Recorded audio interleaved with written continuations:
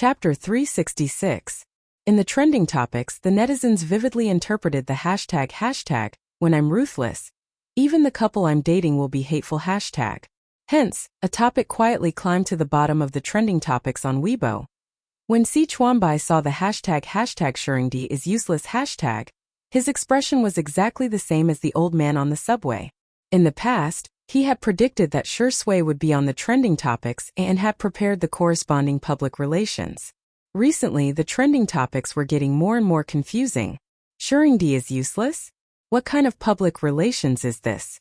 If it was public relations, others would say, look at Sure Sui and his team, they're guilty. If it wasn't public relations, others would say, TSK, I can't tell that he's so weak at such a young age. The top manager sighed heavily as he looked at his phone. It's too difficult for me. Similarly, Xiangyi's manager, Nan, was in a difficult situation.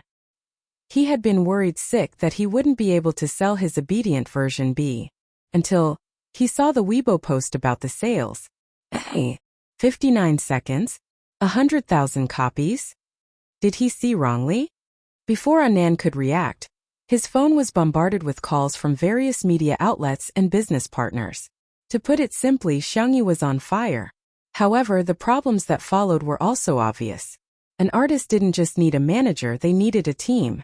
Now, although Xiangyi had become the boss of Tomato Entertainment in name, she didn't have a team.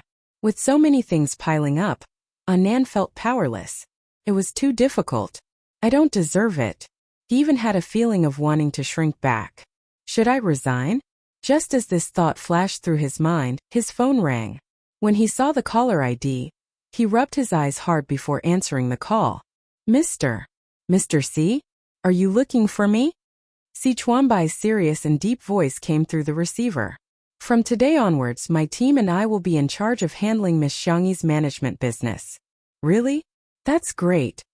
In that case, Xiangyi would have the most professional management team. However, his happiness only lasted for 3 seconds before Nan realized something. He drooped his head and asked dejectedly, so am I going to lose my job? Si Chuanbai, you're thinking too much. Nan sobbed. You don't have to comfort me. I understand. I'll pack my luggage now and go to Little Rabbit Farm to raise piglets. I heard that they use science to raise pigs and turn knowledge into reality. In any case, I went to university before. Woo, I should be able to apply, right? Si Chuanbai rubbed his eyebrows. Why was little rainbow? What do you mean by raising piglets? I think you want to eat piglets. Sorry, I didn't express myself clearly. My team and I will assist you. Knowing that he would not face the crisis of unemployment, Nan was rejuvenated. He suddenly thought, then what about Sure Sui? Si Chuanbai said coldly, let him fend for himself. I am now part of Miss Xiangyi's family. In the kitchen, Xiangyi and Sure Sui were busy. Li Jinyu announced Sure Sui's sales volume first. Sure Sui bowed to the camera and said, thank you for your support, everyone. Was made comments. First bow. When it was Xiangyi's turn, Xiangyi stopped washing the vegetables and expressed her gratitude to her fans. More and more people joined in. Second bow. Coincidentally, when Xiangyi turned around, she bumped into Sure Sui. He frowned and looked down at her. One person's idiocy is called idiocy, while a group's idiocy is called happiness. Husband and wife bow to each other. Ceremony complete. Chapter 367. Send him to the bridal chamber and turn off the lights. Wait a minute, isn't Sure Sui impotent? Why don't we crowdfund and send him some pills to nourish his body? Oh, I'm going to laugh myself to death in the comments section sooner or later. There was a sea of joy in the comments section, but the few popular starlets in the entertainment industry were extremely displeased. Some of the fashion and endorsement opportunities that had originally approached them had all gone to Xiangyi. That was how realistic the entertainment industry was. When something was going down, the business world wouldn't even take a second look. When it was popular, the business world would willingly be a spare tire. The starlets would usually fight openly and covertly. But today, they were united against a common enemy and quickly formed a group. The Plastic Sisters flattered each other for a while, and then very tacitly joined forces to defame Xiangyi. Soon, A lot of negative news about Xiangyi appeared on the internet. What kind of sales legend is this? It's all fake. After removing the fake news, it's already good enough for someone to sell 1,000 magazines. Well, a certain Xiang actress has a bunch of rich brothers. Of course she can buy as many magazines as she wants. Commercial value? Sorry, the vase fairy really doesn't have any. It's all fake prosperity. Would there really be an idiot who would believe that she has fans? She might be fine if one person scolded her, but if a group of people scolded her, there must be something wrong with her. Otherwise, why would they scold her instead of others? The companies behind the starlets all had a lot of marketing accounts which undoubtedly came in handy at times like this. They were ridiculing Xiangyi from all angles, as if the 100,000 copies sold by her brothers were all fake figures. Commercial value was an important standard in the business world to measure artists.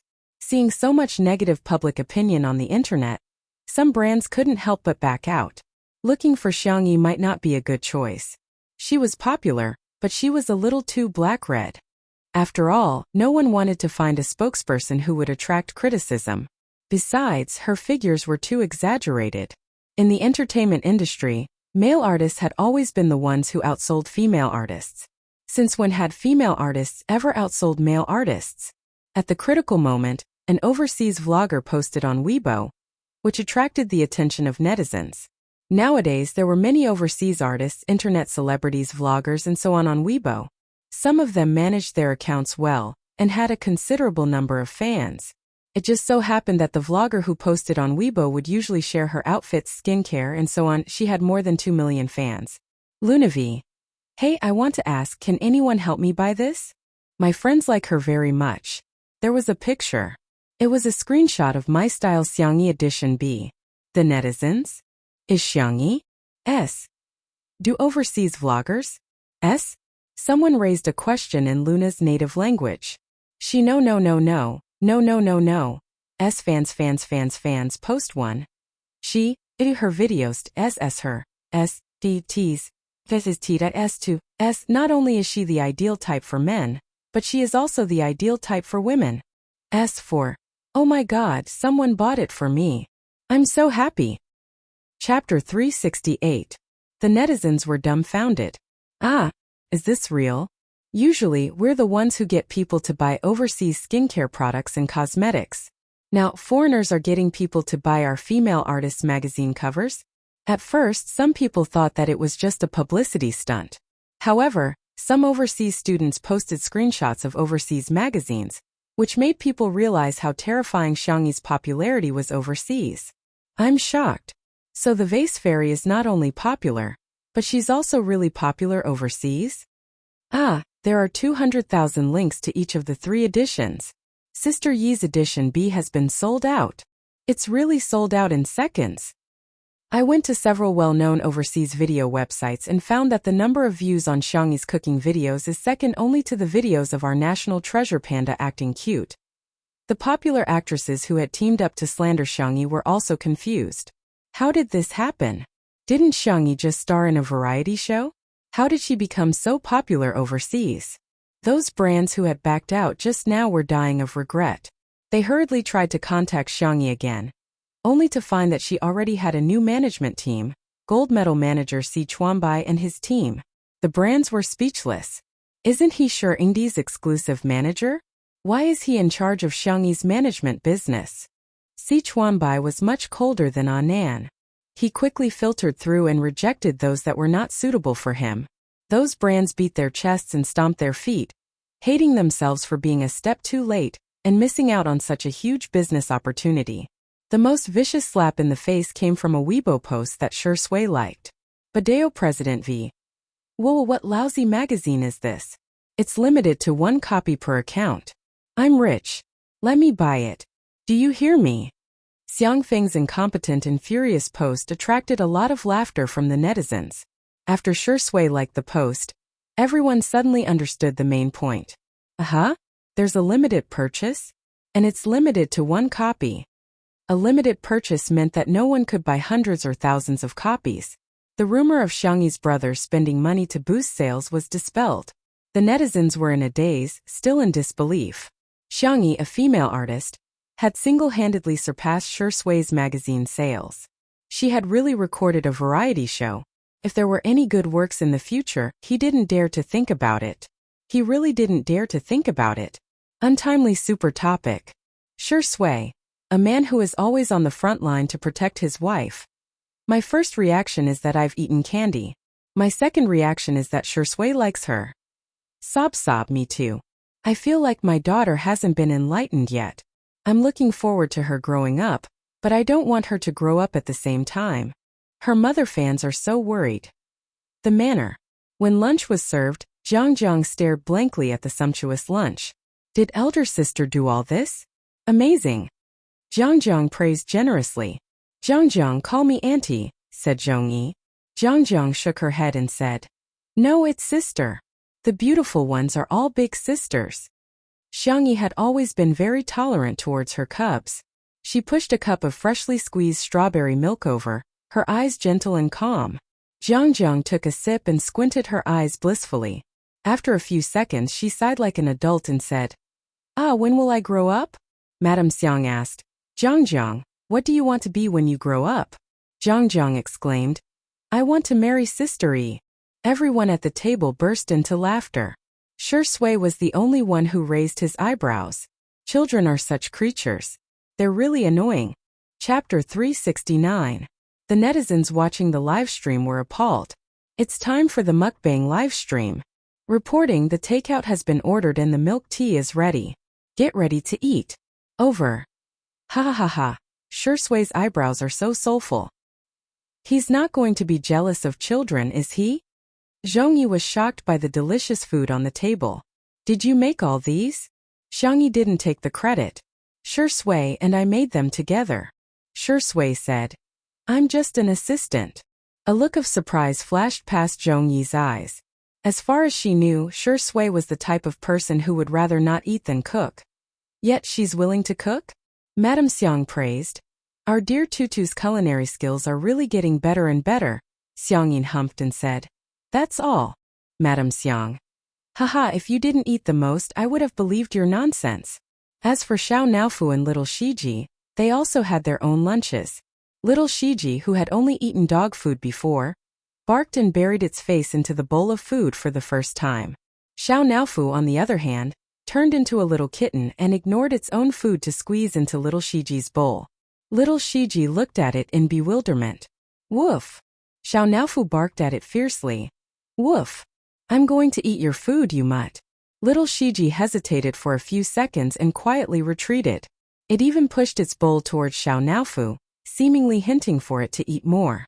Xiao Naofu initially thought that little Shiji was trying to lure it away from its territory, so that it could steal its luxurious seafood rice. To its surprise, little Shiji lay on the ground obediently and watched it eat innocently with watery black eyes. It seemed that it was planning to wait for Xiao Naofu to have its fill before starting. Xiao Naofu suddenly felt that the rice in its bowl was no longer fragrant. What are you looking at? Xiao Naofu was immature and was equivalent to a human child. It bullied little Shiji because it felt that little Shiji had stolen Xiangyi's love. If little Shiji was a bully, it would definitely fight little Shiji to the death. However, little Shiji wasn't. Xiao Naofu felt like it had punched cotton. It stared at little Shiji for a few seconds before reluctantly pushing the bowl back. It even picked up a prawn from its bowl and placed it in little Shiji's bowl. Meow. Humph, this hoo-hoo only gave you a prawn because you're too thin and weak. In the next second, little Shiji pressed it onto the ground and began licking Xiao Naofu's head happily. Meow. Xiao Naofu. Your mother, don't come over. Stupid woman, save me. Save me. As an internet celebrity cat, Xiao Naofu had its own cameraman and a separate live broadcast room. The netizens inside were all cute and doting, and the style was very harmonious. Xiao Naofu is so pretentious. Our Xiao Naofu has grown up, I'm glad. Little Shiji is so domineering. I'm done. Cat videos? So embarrassing, I'm too embarrassed to watch. Xiao Naofu struggled to break free from little Shiji's shackles and jumped into Xiangyi's arms, feeling extremely aggrieved. Meow. Woo, that annoying mutt licked my fur until it was wet. Xiangyi put down her chopsticks and coaxed it gently. When Xiang Yin saw this scene, he frowned and said with a menacing expression, "Don't worry. Just eat. Why are you hugging it?" Xiao Naofu was so frightened that it shrank into Xiang Yi's arms. Some netizens commented, I feel like old Mr. Xiang doesn't hate cats but Xiang Yi. Chapter 370. This comment gained the approval of many people. Yeah, cats are so adorable. Would anyone hate cats? To be honest, old Mr. Xiang has 4 grandsons. Why would he fancy one granddaughter? In ancient times, Xiang Yi wouldn't even be listed in the genealogy. Haha, did you guys just realize? I could tell long ago that Xiang Yi's grandfather has been pulling a long face towards the vase fairy. He obviously doesn't like her. As soon as those comments were posted, they were rebutted by Xiang Yi's fans. TSK, you guys found out again. What's wrong with the person who mentioned the genealogy? Times have changed, you've forgotten about it early in the morning. It's just a sentence, yet you're imagining so much. Some people really have nothing better to do. It's not like it's written all over your face. There was a strong smell of gunpowder in the comments. Nowadays, the live stream industry was very developed and the stress that had nowhere to be released in reality was easily vented on the internet. In reality, the mistakes of others could still be tolerated. However, in the online world, as long as there was a slight flaw, they would deal a heavy blow. Xiang Yi coaxed Xiao Naofu for a while before placing it on the ground. Xiang Yin immediately said, "Go wash your hands. Use disinfectant and hand sanitizer. Wash your palms as well as the back of your hands. Pets had germs on them and it would be bad if they got infected." His granddaughter's health was the most important thing in the world. When everyone heard his words, they felt that Xiang Yin was being too strict. Got it, Grandpa. Xiang Yi obediently went to wash her hands. After washing up, she picked up her chopsticks and ate 2 mouthfuls of food. Xiang Yin began to nitpick again. Tie your hair up. It's covering your eyes. Xiang Yi had her hair tied up in a bun, but she left her fringe slightly long because she hadn't cut it in a while. It can't be tied up. She gestured to the length and suddenly found a small hair clip to clip her fringe up, revealing her fair and smooth head. There was a trace of satisfaction in Xiang Yin's eyes. Yes, my granddaughter looks the best when her hair is tied up. In the live stream, Xiang Yin's grandfather is so fierce. I'm shivering in front of the screen. It's true that he hates her. Otherwise, he wouldn't be so picky. Why does it feel so real? My mom also likes to let me comb my hair up to reveal my forehead. However, even though some people were cursing, they were watching with more enthusiasm than anyone else. After the meal, Zhongyi and Zhangjiang had the habit of taking an afternoon nap, but when Zhangjiang heard that Xiang Yin was going to make malt candy, she skipped her afternoon nap and instead scurried over to Xiang Yin's side to watch him. Little Rabbit Farm had sent some half-finished products over. The old man sat in the pavilion, leisurely boiling maltose in a small pot. A gentle breeze blew past, and the flowers by the pavilion fell. The green hills in the distance were faintly discernible. In the courtyard, a few ducks passed by the pond. The scene was beautiful and poetic. There were fewer bullet screen comments in the live broadcast room. Everyone was enjoying the tranquility and warmth of the moment.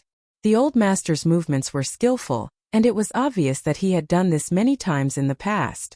He used a slender piece of wood chopped from bamboo to boil a round maltose candy. It looked like a lollipop and handed it to Zhangjiang. Baby, take it. Thank you, Grandpa. Zhangjiang hugged the maltose candy happily and licked it. It was sweet and warm. She said incoherently, yummy. When the netizens saw this scene, they were a little envious. Xiang Yin is so nice, some haters sneered. Even his biological granddaughter doesn't receive such treatment. Seems like someone is really annoying. However, Xiang Yin hummed a tune and took out a new piece of wood. He spun it, and the maltose candy in his hand grew larger and larger. The netizens began to feel that something was amiss. Chapter 371. The bright, light yellow maltose candy was emitting steam. Gradually, the candy ball in Xiang Yin's hand became several times larger than the one he gave to Zhangjiang just now. Xiang Yin picked it up and looked at it, but he still felt that it wasn't enough. Hence he put it in the pot and spun it a few more times. This is for Zhangjiang, right? Zhangjiang is so cute. It's normal for her to be popular with elders. As soon as the pop-up comments appeared, Xiang Yin held the maltose candy and yelled, "Old woman, Have some candy. Madame Xiang and Xiang Yi were drinking flower tea in front of the French window. Hearing his words, they smirked and said, "This old man's voice is too loud." The netizens were dumbfounded. They were caught off guard by their public display of affection. Madame Xiang tucked her hair behind her ears and walked towards Xiang Yin. After tasting it, she said, "It tastes all right, but it's old and sticky." Xiang Yin pretended to be angry and barked, "Nonsense! You're not old at all." Zhang chimed in, "Yes, Grandma is not old at all." All women like to hear such things, and Madame Xiang was no exception. She was all smiles. After eating half of it, she got sick of it and stuffed it into Xiang Yin's hands. Xiang Yin had been with her for many years and they could read each other's minds. Hence he calmly ate the rest. The pop-up comments in the live stream changed abruptly. "Oh my God, Grandpa and Grandma are so sweet. You can only be the king of dogs if you eat the best of the best. Damn it, I'm so jealous." Everyone was moved by the sweetness of Xiang Yin's and Grandma's love, and some even commented that Xiang Yi was too miserable. At first glance, that was indeed the case. Zhang and Xiang Yin both had candy, but she was still drinking flower tea all by herself. Without comparison, there would be no harm. Her fans felt a little sorry for her, but the haters were unscrupulous as they mocked her. Some people are just born to be detestable. I can't help it. If I were Xiang Yin, I wouldn't like her either. She's too pretentious. Up to now, the vase fairy has a perfect persona in Two Under One Roof. It would be strange if she wasn't acting. Just as the haters were criticizing Xiang Yi, someone discovered that Xiang Yin was still silently brewing maltose candy. This time, the candy balls were even bigger. Not only was it big, but he also continuously molded it into shape. Not long after, a round, bunny-shaped maltose candy appeared in his palm. The old man looked at it and felt that it was not enough, so he continued to carve it carefully with a bamboo stick. After a long while, the old man was finally satisfied. The camera gave a close-up. It was a lifelike little rabbit, cute and delicate. Rabbit? It can't be that coincidental. The next moment, the old man's loud and clear voice resounded in the courtyard. "Good rabbit." The netizens were speechless. Earphone fans were almost deafened. "Grandpa, your voice almost sent me away. Did I hear that right?" The old master called her little bunny? Under everyone's incredulous eyes, Xiang Yi walked briskly into the pavilion. "Grandpa," Xiang Yi said softly, "is this for me?" The old man had a sullen expression on his face, as if he wasn't the one who had called her good tutu just now. He handed the tutu maltose candy to Xiang Yi and said coldly, "Eat this." Xiang Yi grinned widely, revealing her dimples. "Grandpa, you're so nice, you're the best grandpa in the world." Sweet words. The old man sneered in disdain, but the corners of his mouth curled up uncontrollably. "Is it enough? If it's not enough, there's more. I'll make you a supersized one." The netizens thought, "You call this annoying? He's obviously doting on her." Chapter 372. Xiang Yi's voice was gentle as she sat on the stool next to Zhang and ate her candy obediently. "It's enough." The two of them were eating candy at the same frequency, and were so adorable that his heart was about to melt. The smile on Xiang Yin's face deepened. Madame Xiang teased, "Hey, didn't someone say that he hasn't forgiven Tutu yet?" Xiang Yin's expression changed immediately and he stopped smiling. He said coldly and sternly, "Humph, don't think that I've forgiven her. Now I've forgiven her at most 2%. Madame Xiang said, "Last time it was 1% and this time it's only 2%. Is a meal worth 1%? Then wouldn't my dear Tutu have to cook 98 meals for you? Old man, you're just trying to cheat her out of her food." The netizens in the live stream were amused by old Mrs. Xiang's words. "Ha ha ha ha, old Mrs. Xiang is so sarcastic. Why did you say that you've forgiven her? What did Xiang Yi do?" I suddenly feel that Xiang Yin is the arrogant one. Compared to Sister Yi's brothers, he's so weak.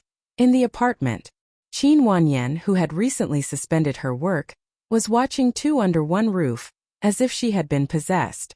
As long as Xiang Yi appeared on screen, she would crazily post negative comments, bicker, nitpick, and make sarcastic remarks. Why is Xiang Yi doing so well, and becoming more and more popular? Didn't I end up having to suspend my work and suffer a drop in popularity because of a slip of my hand? Hearing Xiang Yi mention the word forgiven, she sneered and opened the private chat box of a certain marketing account. In the court in Nanchang.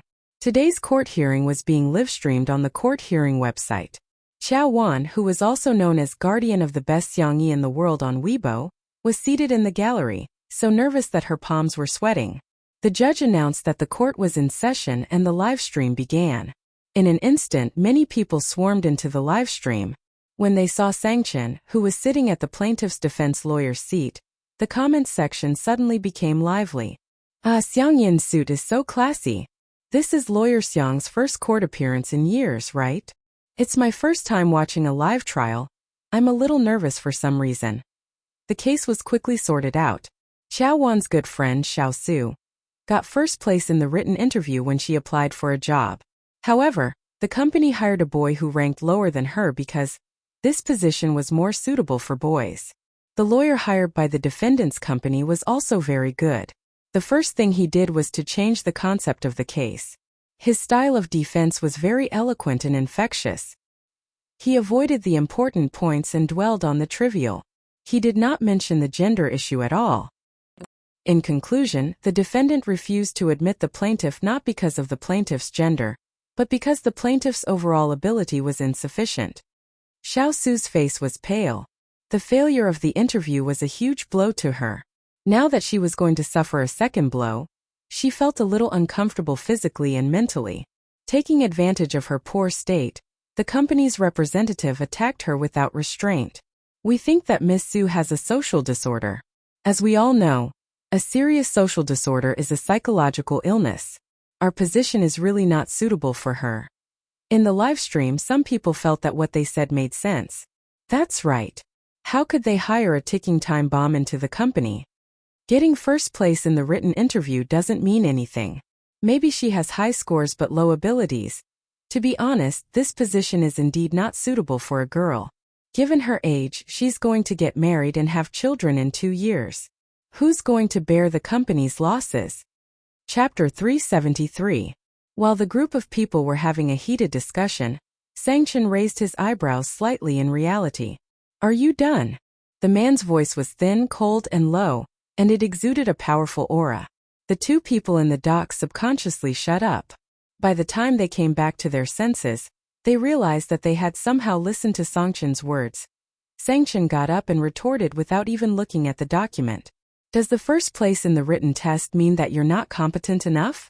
In that case, I'm afraid I have to question the professional competence of your company's interviewers.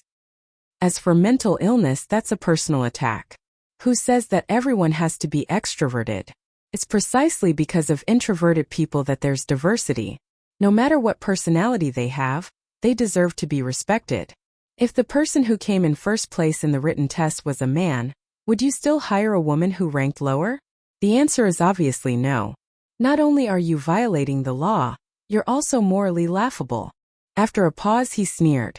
The people in the live stream were dumbfounded, and it took a while for the pop-up comments to come back.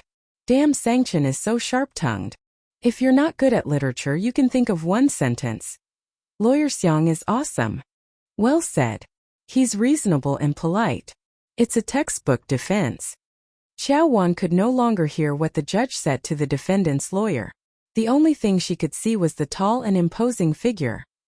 He's so suave. Sangchen's style of defense was just like his personality. He hit the nail on the head and was cold and sharp.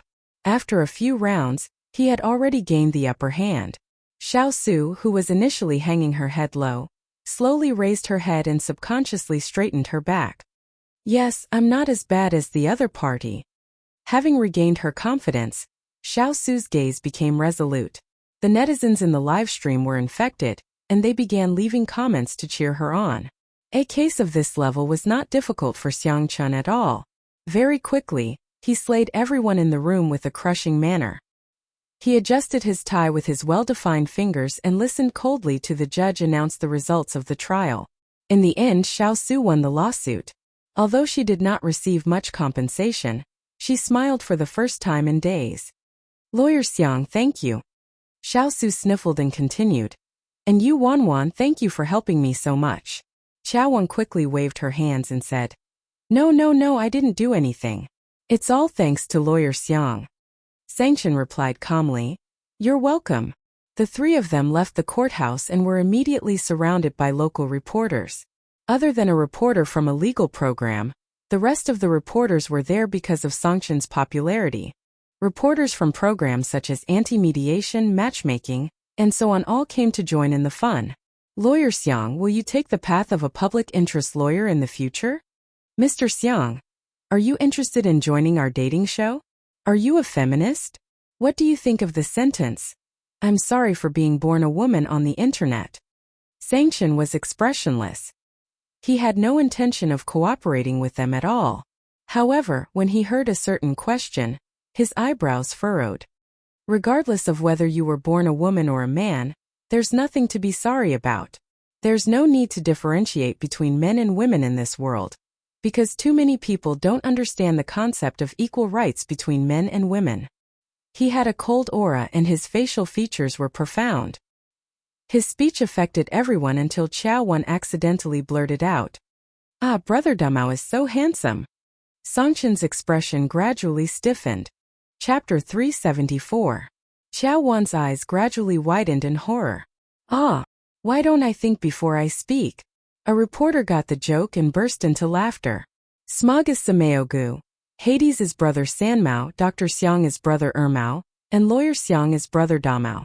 It doesn't seem like there's anything wrong with that. The group of people was about to laugh when they saw Sangchen's cold and handsome face. He raised his eyebrows slightly. Is it that funny? Everyone. It's not funny at all. The reporters gradually dispersed. After thanking Sangchen again, Xiaosu got ready to take the subway. Xiao Wan grabbed her wrist and tried to leave with her, but Xiaosu pried her fingers off one by one. Sister, take care and come back alive. Xiao Wan. At the stairs, only Sangchen and Xiao Wan were left. Sangchen sneered. Brother Damao? Xiao Wan trembled in fear. This nickname isn't derogatory. Only people who really like Sister E would call you brothers that. Ha!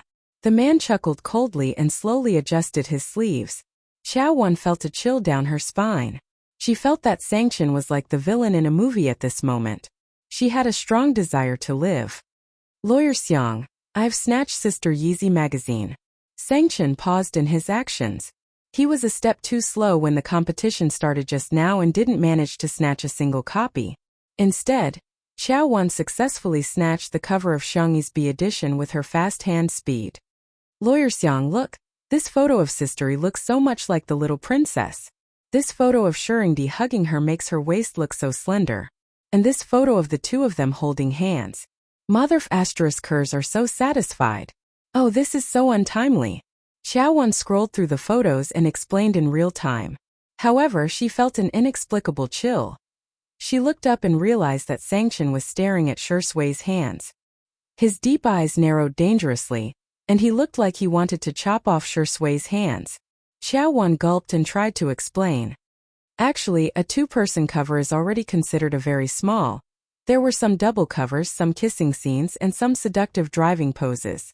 In her opinion, the photos of Xiangyi and Shui couldn't even be considered as baby strollers. However, in Xiang Chen's eyes, Shui was already a dead man. In order to ease the suffocating atmosphere, Xiao Wan dug out a video that was later released by Ms. Magazine. This is edited using behind-the-scenes footage. I heard that it's from the perspective of the vampire Shui. The previous video released by Ms. Magazine was mainly from the perspective of the little princess. This time it was the other way around. She clicked on it and saw that it was still in a retro dark style. The young and handsome vampire was dressed in a gorgeous and exquisite retro suit. He happened to encounter the innocent the little princess in the forest. His nonchalant gaze slowly became extremely aggressive. He wanted to destroy that purity. Then it was a step-by-step calculation. However, what the vampire didn't expect was, he was the first to fall into her trap. Rather than saying that he led the little princess to fall into his trap, it was more accurate to say that he fell into the sweet trap of the little princess. Just right, it echoed the theme of falling into his trap, and deep in his trap. The scene changed to a dim and beautiful castle. The vampire held the back of the little princess's head tightly, and the scene of them kissing was seductive. Unexpectedly, in the next second, the little princess grabbed his tie. Her fair and soft fingers curiously and innocently touched his Adam's apple. Then, they moved down bit by bit. The two of them looked at each other. The video stopped abruptly. Chapter 375. Xiao Wan suppressed her excitement and finished watching the video. When the video ended, she shuddered and sobered up all of a sudden. It's over, it's over. Sister Yi's flirting is sweet, but will Lawyer Xiang beat his sister up too? Xiao Wan was on tenterhooks when she heard a gritting voice coming from above her head. My tutu has been led astray just like that. Xiao Wan. Huh? Instead of learning from the good, you're learning from the bad. Xiang Chun cracked his fingers and sneered. You're a dog. It was obvious who he was referring to. Xiao Wan suddenly felt that Shi Sui was going to lose his leg. As soon as the Weibo post was posted, the comments section exploded. Oh my god, what kind of amazing editing is this? The little princess has fallen into depravity, but she's also a vampire immortal. Sisters, you like her so much. Damn. Shi Sui's gaze was so lustful when Sister Yi touched his Adam's apple in the last scene. If it weren't for the fact that they were filming, Shi Sui would have eaten braised tutu. Tutu is so adorable. Wouldn't it be more delicious if she was steamed in hot water? I miss Sister Yi's cold rabbit soup. When can Little Rabbit Farm come out with a similar dish? What kind of magic does Sister Yi have to make you guys change the topic like that?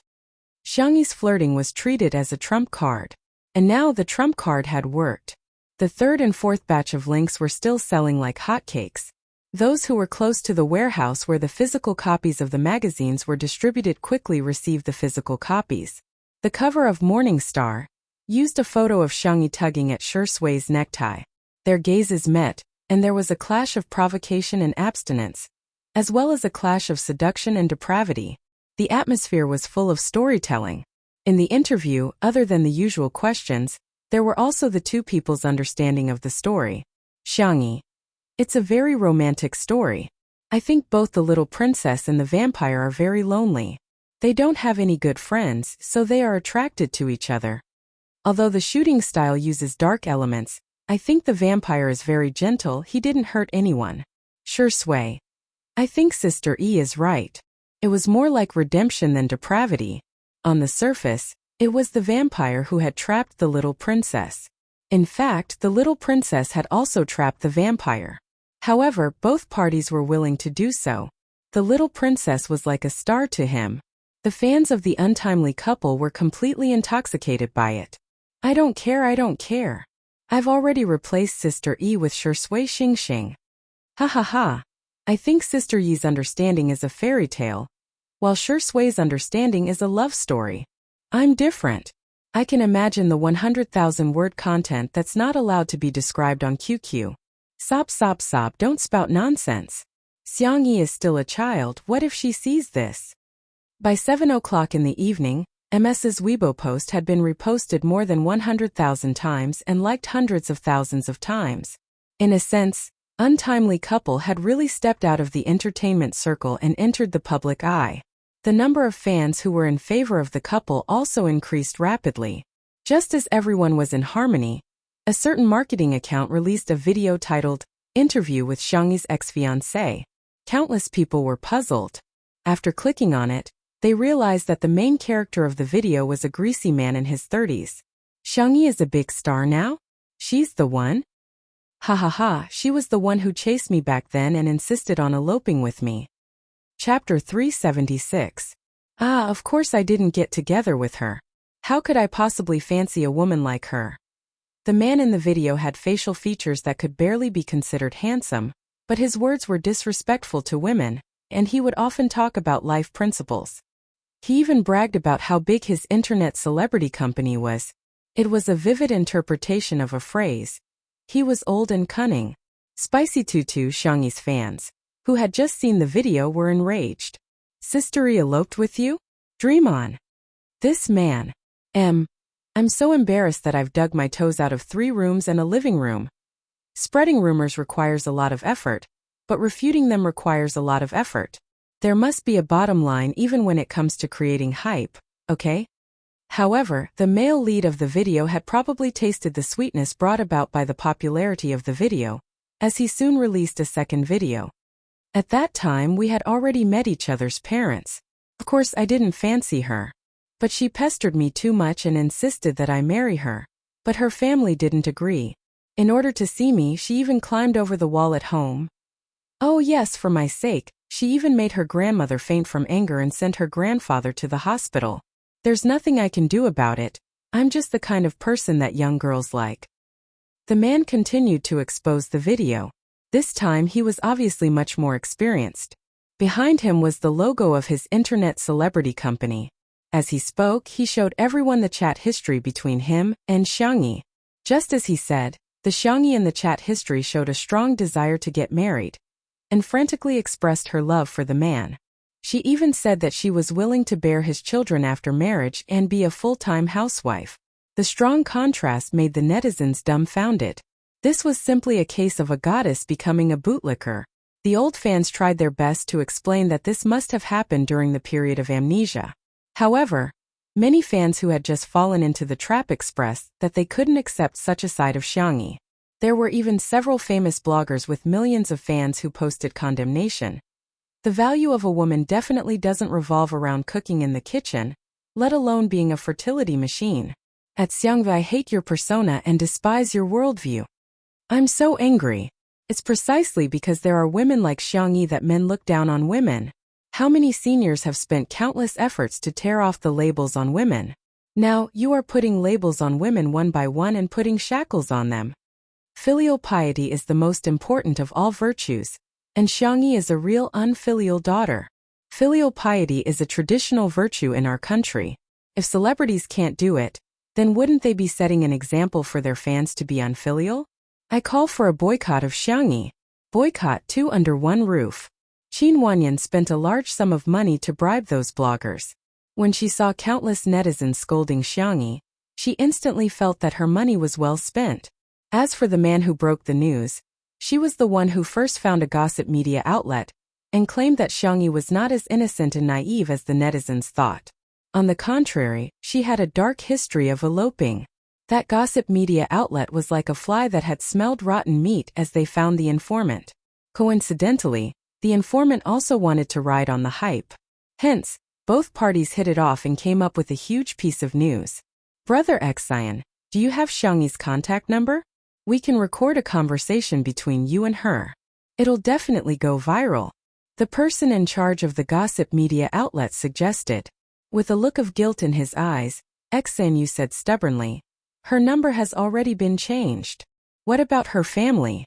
How many brothers or grandparents? I'm taking a leave of absence. I'll make up for it tomorrow. Good night equals W smiley face. Chapter 377. Xian said vaguely. Her brothers are all very busy. Even if I call them, they might not answer me. In fact, he didn't even have the contact information of Sangchen and the others. There was actually nothing between Xian and Xiangyi.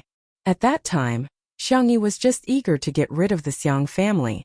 After all, he was a man in his 30s and she couldn't hide her intentions from him at all. Besides, it wasn't that he didn't fancy Xiangyi, but rather the Xiang family didn't fancy him at all. However, Xian felt that it wouldn't be a big deal to make use of some dramatic plots. Anyway, the hype would bring about popularity. In just a short while, there were plenty of small internet celebrities who wanted to sign a contract with his company. What about Xiangyi's grandparents? They're doing a live broadcast. If you call them, the popularity will definitely be explosive. The person in charge of the gossip media said. They were not philanthropists. They were taking such a huge risk to expose the news for the sake of money. As for Xian's life, it was not within their scope of concern. Think about it. If your company becomes the top in the industry and produces an online celebrity, you'll be more impressive than an entertainment star. As Xian listened, he was tempted. I have her grandfather's number, but I can't guarantee that he will pick up. The person in charge was overjoyed. It's okay. If he picks up, we'll write about it. If he doesn't, we'll write about it too. If he doesn't pick up, I'll write something like Xiangyi's grandfather treats his granddaughter like dirt, abandons her like an old shoe, and doesn't care about her marriage at all. Exinu said. Okay then. A few minutes later, in the gazebo of the manor, Xiang Yin's cell phone rang. Good luck to you, good luck to you, good luck brings joy and love. The down-to-earth ringtone made the staff at the scene burst into laughter. In particular, Li Jianyu's goose-like laughter was very charming, causing the netizens in the livestream to criticize him. Xiang Yin's ringtone is so cute. Son, others are singing but you're laughing. Director. You don't laugh at my variety show, huh? Humph, I'll lead the way. Xiang Yin looked at the number on the screen. Although he was old, he had a photographic memory. He sneered and hung up the phone. Although Xiang Yin had a bad temper, he wouldn't hang up on others so rudely. Xiang Yi asked curiously. Grandpa, what's the matter? Xiang Yin said. It's all because of that piece of dog skin rash that you provoked. Xiang Yi. Question mark. Madame Xiang frowned and asked. Exanu? Who else could it be other than him? Upon hearing this unfamiliar name, Xiang Yi, who was biting the tutu candy, was dumbfounded. Li Jinyu explained tactfully. Sister E is a man who claims to be your ex-fiancé. He's live streaming right now and he's calling your grandfather. It was obvious that he was trying to ride on her popularity. Two Under One Roof was currently a live broadcast program with a stable viewership of more than a few million people. It was extremely influential. Xinu's move was too disgusting. He was obviously trying to ride on the popularity of Xiang Yi and the show. While they were talking, Xinu called again. Xiang Yin was furious. Why did you block his number? After pondering for a moment, Madame Xiang said. Give me your cell phone. Xiang Yi's grandfather was puzzled, but out of the habit of loving his wife for many years, his hand reacted before his brain could as he handed the phone to her. Old Mrs. Xiang pressed the answer button and said gracefully and composedly, Mr. Xine, what can I do for you? Chapter 378. On the other end of the line, Xine didn't expect someone to pick up at all. He was flustered for a few seconds before pretending to be familiar with her. Hello, Grandma. I'm Xine. How have you and Grandpa been lately? Xiang Yin flew into a rage. This shameless bastard, how dare he mention that? If it weren't for him, would old Mrs. Xiang have fainted from anger? However, the netizens felt that this ex-fiancé was quite polite. Hence, there were even more comments directed at Xiang Yi. Many people's jealousy could be felt through the screen. To be honest, this middle-aged man is good-looking, has a successful career, and is polite too. He's more than enough to be a good match for Vase Fairy. In my opinion, with his qualities, he can get any woman he wants. Xiang Yi is just an actress. How can she have the cheek to be picky? Tisk tsk, she has such high standards. I think she's just a scheming woman who looks harmless on the surface. If she wasn't picky, how could she be a couple with Sure Sui now? Madame Xiang said calmly. Your grandpa and I are doing well. Xinu, how about you? Are your legs okay? On the other end of the line, Xinu choked. His dark history from back then surfaced uncontrollably. He had indeed been to the Xiang family home before. Although he knew that Xiang Yi had ulterior motives, he still harbored evil intentions and tried to make things happen. Unfortunately, as soon as he locked the door, it was kicked open. Coincidentally, it was the day of the Xiang family's family gathering and Xiang Yi's four brothers were all there. Hence, Xinu was later hospitalized for 3 months. Having been hit where it hurt, Xinu said in a stiff tone with a trace of awkwardness on his face. Grandma, I actually have something to say to Xiang Yi. I wonder if you can give me her contact number? The person in charge of the tabloid media had taught him that if Madame Xiang refused, he would ask if it was because he was afraid that Xiang Yi still had feelings for him. When the time came, he would definitely make the headlines. To his surprise, Madame Xiang said leisurely, If you have something to say it in person. Xinu was stunned. I'll send you the address. That's all for now. Madame Xiang's attitude was gentle but firm. Then she hung up the phone. Everyone was dumbfounded. Only Madame Xiang seemed to be the most independent and clear-headed person. Her smile was kind, but her words were poisonous. Since he wants to broadcast live, let's satisfy him. Instead of blocking his mouth, let's listen to what he has to say. Netizens? Sameo Guz, your parents have gone to heaven, was probably inherited from you, Grandma. Xiang Yi nodded in agreement. Grandma, what you said makes sense. Madame Xiang gently rubbed her granddaughter's face. Don't be afraid. Grandpa and Grandma will protect our good tutu. Xiang Yin was just about to show off his crutches when he heard Madame Xiang say, Old man, bring me my whip. Li Jinyu got a great shock and hurriedly persuaded, Grandma, we're still in the middle of a live stream, we can't have any violent or bloody scenes. Madame Xiang smiled and said, Why would I? I'm teaching my good tutu how to hit a spinning top. The netizens were dumbfounded. Isn't there something wrong with this? Xianyu initially refused to go to the manor. After all, he was worried about his leg. However, under the instigation of the tabloid media, he still made up his mind to go. When he arrived at the manor, the scene in front of him made him dumbfounded. The gray-haired old Mrs. Xiang forcefully whipped the spinning top, creating a thunderous sound in the air. Xianyu's legs immediately turned to jelly. Chapter 379. However, Madame Xiang even took the opportunity to explain to everyone elegantly while whipping the whip. Spinning top is an ancient and traditional game. It's a good way to exercise for the elderly. The harder you hit the whip, the faster the spinning top. Glancing at Xianyu, who had rushed over, Madame Xiang said smilingly, There's another saying among the people, it's called whipping the wretched. Xianyu shuddered. The netizens were appalled. Spinning top. Why did you hit me? Aggrieved. JPG. I suspect that Madame Xiang is hinting at Xianyu. That's probably an elegant and vicious tongue. Is Xianyu trembling? No way, right? Is he that cowardly? Ha, damned old woman, you're taking advantage of your seniority. It's your granddaughter's blessing that he fancies her. If you're sick, get it treated. Our sistery is loved by all. There are plenty of puppies and puppies who adore her. Who cares about such a greasy old man? Sure sway, old man? Thank you, I'm offended. In the live stream, some people were making jokes, some were arguing, and some were being silly. The number of viewers skyrocketed and the pop-up comments were also increasing at a speed visible to the naked eye. The entire screen was densely filled. How is it? Have you learned it? Madame Xiang looked at Xiangyi. The girl said with uncertainty, Shall I try? Madame Xiang then handed the whip to her. Xiangyi moved her wrist and tried to swing it twice to get a feel for it. He didn't know what material Madame Xiang's whip was made of. Just by swinging it in the air, the whip cut through the air with a crackling sound. With a whip of the spinning top, the movement was doubled.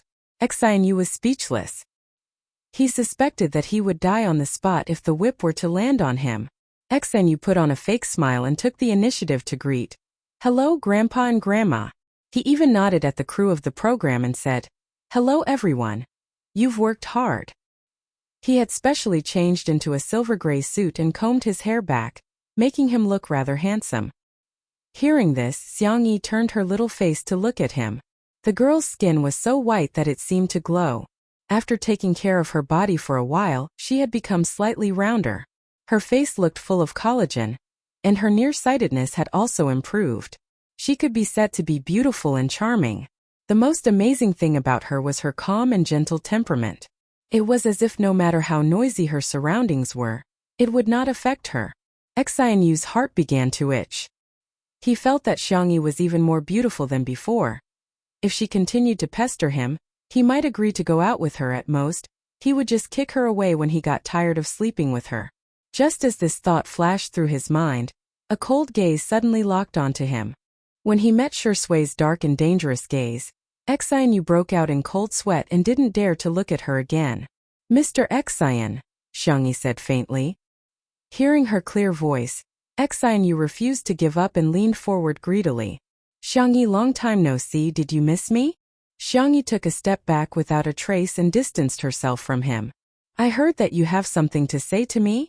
When he got closer, he seemed to be able to smell the faint fragrance of her hair. Xianyu took a sniff greedily and said, It's not impossible for me to marry you, but I have a condition. Xiangyi was confused. Although she had many questions in her heart, she still maintained her social etiquette. Sorry, I lost my memory previously and it might have caused some misunderstandings. Drop the act. Xianyu was full of confidence. You'd better think it through. If you miss this opportunity, you won't get another one. Chapter 380. Xiangyi frowned slightly. She had never had the habit of interrupting others. Hence, even though she felt that Yu's words were illogical, she still chose to listen to him patiently. Yu said, "Didn't you agree to elope with me back then? I think girls should respect themselves. If you can get the consent of your family, I can consider dating you." Xiangyin had been tolerating it for a long time, but when he heard this he couldn't help but holler, "Dream on! Don't even think about marrying into our family." Yu said shamelessly, "I'm here now. Grandpa, didn't you say that you haven't forgiven Xiangyi? I'm the cause of all this. I'm here to help you solve the problem out of kindness." Xiangyin's face turned sullen. How could he really hold it against Tutu? However, he kept those words to himself and couldn't bring himself to say it in public.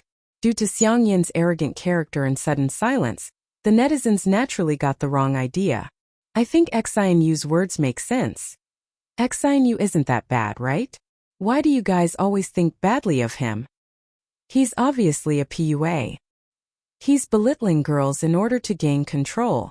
He's so disgusting. Get lost, ugly man, stay away from Xiangyi. Why does Xiangyi have to bear the responsibility for the mistakes she made when she had amnesia? Cry, cry. Xiangyi was rather calm.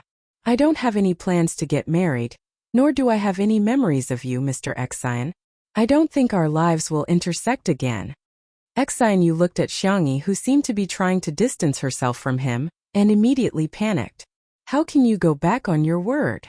Seemingly feeling that his words were too childish, he resorted to his best means. But you're such a filthy woman. Who else would want you except me? Not only was he dissing her verbally, he even glanced at Zhongyi and Jiangjiang. Zhongyi's face turned pale and she shielded Jiangjiang behind her. He was well aware of the importance of reputation to a girl. This was because he knew that public opinion was always biased towards men.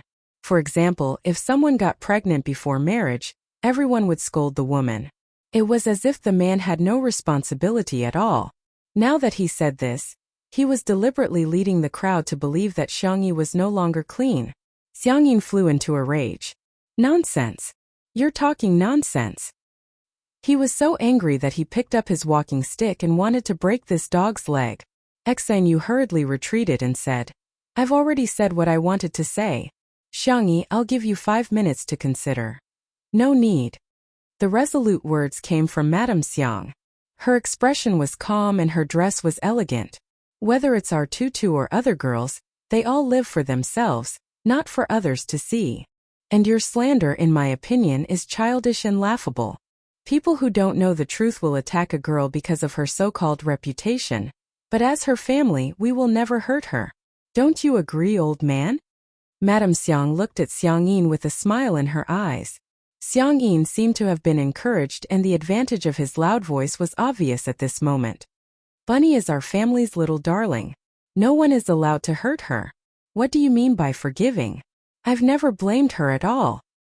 Not even for a second. Chapter 381. Old Mr. Xiang was full of energy and his voice was loud and firm. Every word he said was powerful and resonant. Zhongyi, who was not far away, watched everything in shock. She was really envious of Xiangyi back then when her family found out that she was pregnant with Jiangjiang.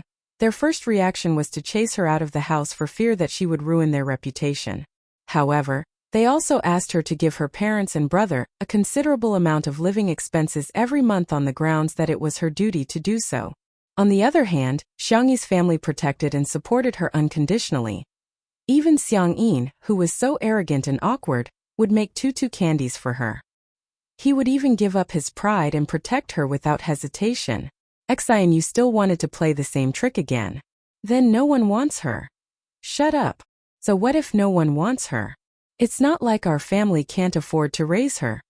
Xiangyin retorted. Xiangyi's heart was filled with emotions. She pinched her palms to calm her surging emotions.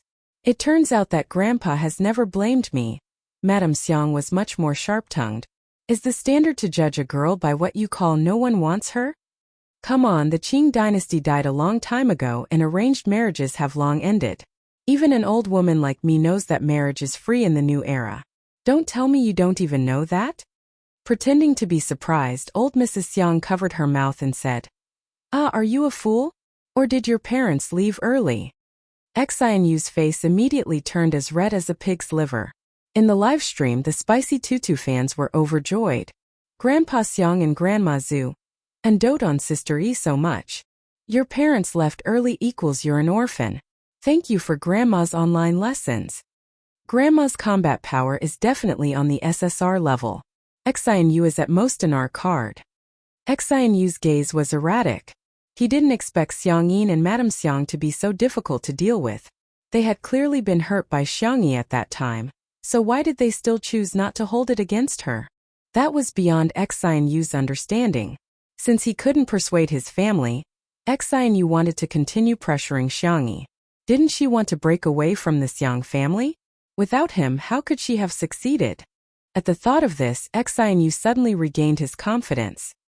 He looked at Xiang Yi affectionately and said, "Actually, I don't look down on you that much. You do have some merits." Look, only he could see the good in Xiang Yi. This method of belittling first and then praising later could be said to have worked well in the past. Young and naive girls like Xiang Yi were the easiest to fool. The next second, Xiang Yi flicked the whip expressionlessly, scaring Xianyu so much that he shrieked and almost jumped up. "Excuse me, you're blocking my spinning top." Xianyu? The netizens were speechless. Everyone's attention then shifted to the whip in her hand. They shuddered at the same time. In the cold atmosphere, a low chuckle sounded. Sue's heart felt as if it had been brushed by a feather. "Sister E, could you teach me?" Shi Sui, who had been a bystander for a long time, opened her mouth slowly. "Sure." After Xiang Yi taught him a few words, Shi Sui took the whip. He had a high level of comprehension and was the type who could understand with just a little bit of guidance. After a few casual lashes, the spinning top spun even faster. The atmosphere in the live stream changed abruptly. The sense of immersion is too strong. I feel like Shi Sui is a villain who will resort to domestic violence. Other people who wield whips are men who harness horses. Why is this man so and so handsome? Chapter 382. Xianyu was speechless. He somehow felt that this man was treating him like a spinning top. In particular, his gaze seemed gentle but actually contained a strong sense of oppression. His scalp turned numb as he slandered Xiang Yi. "You'd better stay away from such a woman. She can elope with anyone she wants." "Is that so?" Shi Sui chuckled, as if the scenery around her had come alive. "Is there such a good thing?" Xianyu was dumbfounded. There was an uproar in the live stream. Official announcement. Thank you for the help, buddy. You can get your bento box now." "Ah, don't laugh like that. Who can stand it?" Attacking and belittling women is not a gentleman's behavior. Doesn't make you look noble. Shi Sui said unhurriedly, "If you can't even show respect, I'm very suspicious of your real purpose for coming here to look for Sister E." There were some things that everyone was well aware of, but they just didn't say it out loud. Shi Sui, on the other hand, exposed Xianyu's ugly and dirty thoughts. Xianyu was immediately embarrassed. "I came to look for her because she said that she wanted to marry me and even pestered me." "So? Do you like her?" "Of course not, but after all, she's been pestering me." Xianyu began to spout nonsense under Shi Sui's intimidating aura. Shi Sui nodded slightly with a clear expression. "Mr. Xian, you're really contradicting yourself. On one hand, you belittle Sister E and keep saying that you don't fancy her. But on the other hand, you're pestering Sister E like a dogskin plaster and insisting on marrying her despite her wishes. I think I can use one word to describe your behavior." After a pause, he turned to look at the camera and tilted his head slightly. "If I say it out loud, our live stream will probably be banned." His fair and slender fingers gently pressed against his lips. "Shoo." A large group of viewers in front of the screen were stunned. Shocking. Shi Sui actually knows how to act cute. Okay, don't talk. Otherwise, I'm going to remember your name." Ha ha ha ha. Shi Sui is so mean. Others don't hit people in the face, but he's hitting people in the face. Xianyu was rebuked until he was like a mute, unable to say anything for a long time. At this point, the audience was not stupid. They could tell that he had ulterior motives. However, there were still people who used Xiang Yi as an excuse to scold her. Shi Sui seemed to have guessed the public opinion on the internet. He leaned lazily against the pillar of the pavilion with his long legs slightly bent. Xiangyi doesn't even fancy me. Why would he fancy you? Everyone. Come on, you're the best actor. Can't you have a bit of a burden? How can you be so self-deprecating? Even the haters aren't as good as you. Xiang Yin, who had always found Shui to be an eyesore, suddenly felt that this rascal, it was all right. He snorted. What's there to compare that dog with you? Comparing the two of you is simply a scammer. Xian Yu was speechless. It's a knowing blow. Xiang Yi's grandmother said smilingly, Mr. Xian, don't feel inferior. You're still better than Shui in one aspect. You may be ugly, but you're thick-skinned. Xian Yu was speechless. Doubles? At this moment, Xiao Naofu, who had been missing for a long time, finally returned. It was holding a fat rat in its mouth and nimbly jumped to Xian Yu's feet before throwing it onto his shoes. Xian Yu exclaimed, "Ah, rat! There's a rat!" He was so frightened that he completely lost his composure, as if he was a ridiculous clown. The crowd burst into laughter. Anger rose in Xian Yu's heart and he kicked at Xiao Naofu. However, a creamy yellow figure at the side pushed Xiao Naofu away. Before Xian Yu's foot could even touch a few strands of its fur, little Shiji rolled on the ground and went far away. It hummed feebly and aggrievedly. Woof! Xian Yu's eyes widened in shock. Scammer! This is what you call scammer. Why are dogs pretending to be White Lotus these days? Chapter 383. In the eyes of the netizens, little Shiji was trying to protect Xiao Naofu. But in the end, Xiao Naofu kicked him hard. Dog lovers are condemning him. Damn it, this ugly man is so vicious. It's just an innocent and pitiful dog. Pitiful, pitiful. Someone said that Xiao Naofu was in the wrong and was immediately rebuked. It's only right for cats to catch mice. Isn't it because Xian Yu is so outrageous that even Xiao Naofu can't stand it, and teach him a lesson on behalf of Sister Yi? I don't care, I don't care. Xiao Naofu is the cutest in the world. I won't allow anyone in this world to dislike it. Xiangyi hurriedly went to check on little Shiji's injuries while little Shiji continued to put on an act and rubbed its head against her calf. Even Xiao Naofu was fooled and scurried over with its short legs. Meow meow. Stray dog, what's wrong with you? Little Shiji barked. Woof woof. Xiao Naofu didn't know how to speak dog language, but it felt as if little Shiji was saying, my wound hurts so much. After hesitating for a few seconds, it condescended and licked little Shiji's fur while swallowing the humiliation. Ah meow. It won't hurt anymore if you lick it. The heartwarming scene made one feel even more distressed and infuriated. Xian Yu would never have thought that using public opinion to manipulate the emotions of netizens would result in a backlash that came too easily. Tell him to get lost. Tell him to get lost. I'm begging you to whip him. Whip him like a spinning top. My heart aches for little Shiji. Xiao Naofu must be blaming itself too. You 1s1 Xiao Naofu is so nice. Xiao Naofu has taken the initiative to lick little Shiji's fur. In the animal world, that's a sign of goodwill and affection. Xiangyi looked up with an icy cold gaze. When he met her gaze, Xian Yu's heart trembled as he felt that the Xiangyi in front of him was extremely unfamiliar. She had changed from a vain and pompous girl who had her thoughts written all over her face to an existence that he dared not look at. I didn't kick it on purpose. Xian Yu broke out in cold sweat and continued. Besides, it's just a beast. So what if I kicked it? How can a beast compare to a human? Xiangyi nodded. You're right. Xian Yu heaved a sigh of relief. Seems like this woman still cares about me. In the next second, Xiangyi said indifferently, You're a human? Xian Yu? The live stream. Even the staff at the scene were dumbfounded. F***ck, so Sister Yi knows how to insult people too. Shui answered lazily. Calling him a beast seems to be an insult to the word beast. Xiangyi sneered. Is he worthy? The two of them sang the same tune and cooperated seamlessly. The lethality of their attacks was off the charts. Xian Yu's face was extremely sullen, but he didn't know how to refute. You're human? You've added more insults to your vocabulary. Shui and Sister Yi have such great chemistry. They're like parents protecting their children. Turns out Sister Yi has a temper too. She's so adorable when she's so fierce. I want to rub her. Mr. Xian, take care. I won't see you off. Madame Xiang adjusted her shawl gracefully. Xian, you bluffed. Xiangyi, I'm leaving. Don't regret it. Xiangyi rubbed the back of little Shiji's neck, got up and walked towards him step by step. Xian Yu was nervous and expectant as his heart pounded rapidly. That beautiful and fair face was getting closer and closer to him. Whoosh!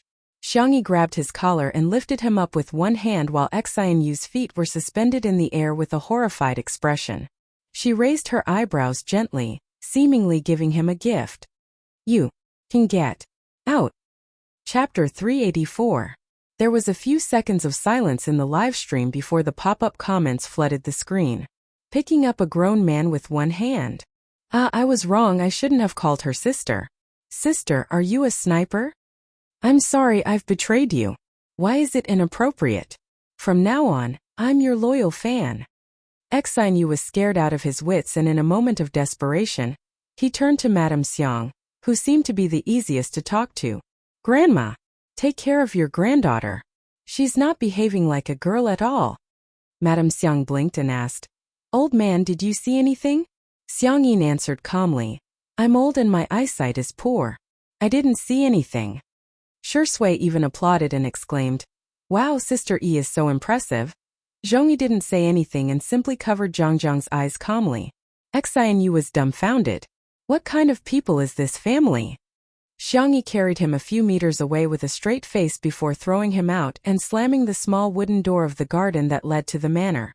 Don't bother me again. Otherwise, you'll have to bear the consequences.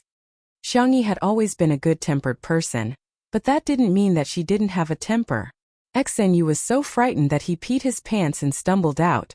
The photographer, Old Zhang, even gave him a close-up shot and recorded his disheveled back view. The spicy tutu girls felt extremely relieved. That's the right way to treat scumbags. Reason is for humans, scumbags don't count as humans. There's no need to reason with them. Xiangyi took a deep breath, calmed herself down, and carried little Shiji back to the living room. Xiao Naofu's footsteps were light, and it carried little Shiji's kennel into its luxurious cat mansion before her. Meow. Meow meow. Humph, stinky dog, I'm not being nice to you. It's just the mansion is too big. I'm just letting you have a little space. Xiangyi's eyes were filled with warmth. Xiao Naofu, you've grown up. Xiao Naofu looked away, feeling a little embarrassed. After placing little Shiji in the kennel, she raised her hand and stroked the dog for a while. Xiao Naofu suddenly became envious again. It aggrievedly snuggled up to Xiangyi's hand and rubbed itself against her like a spoiled little kitten. Meow. You're not allowed to touch the dog. You can only touch this hoo-hoo. You are really a little troublemaker. Xiangyi's tone was helpless and doting, but she gave Xiao Naofu a full massage. Rubbing the back of its neck and pinching its ears, the kitten soon couldn't take it anymore. It was so comfortable that it relaxed. It took the initiative to approach Xiangyi, wanting to kiss her. Xiangyi remembered its heroic posture of catching the mouse just now and was very moved. Then she covered its mouth. Cough. You can only kiss after brushing your teeth. Xiao Naofu instantly showed a heartbroken expression. Meow meow meow. This damned stupid woman actually dared to despise this handsome hoo-hoo. The netizens in the live stream were dying of laughter. Xiao Naofu. It was a mistake after all. Shui. This is a lesson, remember it? You can only kiss after brushing your teeth. Under Xiao Naofu's heartless gaze, Xiangyi's heart softened again. She coaxed softly. Shall we kiss on the forehead then? Humph. It humphed in a childish voice. Xiangyi leaned forward, her hair cascading down, and her cherry-colored lips pouted slightly. There was a soft pop sound, but it didn't land on the kitten's forehead. Instead, it landed on the back of the man's fair and slender hand. It was Shui, who had placed her hand between Xiao Naofu and her lips. The netizens were flabbergasted. Shui is the most shameless of the family of four. Chapter 385. He did it with his own hands. That means he kissed her on the lips. Hey, aren't you going a little overboard by rounding things off? Ha ha ha. Xiao Naofu's expression is so funny, cat. JP. Even Xiangyi was dumbfounded, let alone the netizens. The calmest person was none other than Shui. Shui's long and narrow eyes curved in joy, But he said righteously, Sister E, you're taking advantage of Xiao Naofu so openly. It won't be able to find a girlfriend. Xiang E? Xiao Naofu? The netizens? Li Jianyu's mouth twitched. Daddy sure. Although Xiao Naofu and little Shiji are not humans, you're a dog. Ruan Qing's eyes were full of smiles, as if she had seen through something. Xiang Yi took a few seconds to react. She retreated slightly and put some distance between her lips and the back of his hand. She asked softly, What are you going to do then? Shui chuckled and asked, Why? Are you disgusted with me? I'm not, don't spout nonsense. Shui began to sigh and said, Actually, I think what that man said just now makes sense. No one will want an unclean boy. Xiang Yi panicked and exclaimed, No, don't listen to his nonsense. Don't take the words of annoying people to heart. You're not an unwanted kid. Shui pinched her face and teased. I'm 7 years older than you, how dare you call me a kid? Xiang Yi said. Big friend. The interaction between the two made countless netizens smile in front of their screens. I'm shedding tears of envy. Lonely, lonely, lonely, lonely, lonely. I have a feeling that Shui's subtext is, if I'm unclean, you have to be responsible for me. Xiang Yi, you're such a silly child. This dog of a man is tricking you. Why are you so silly and sweet in front of him?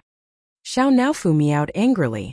It wanted to scratch Shui, but it was afraid of being taken away for sterilization, so it could only bark at him a few times. Little Shiji's black eyes were moist as he curled his tail around Xiao Naofu's and pulled the little kitten into his arms. Fortunately, the kennel was big enough and the kitten was small, so it was not crowded when they slept together.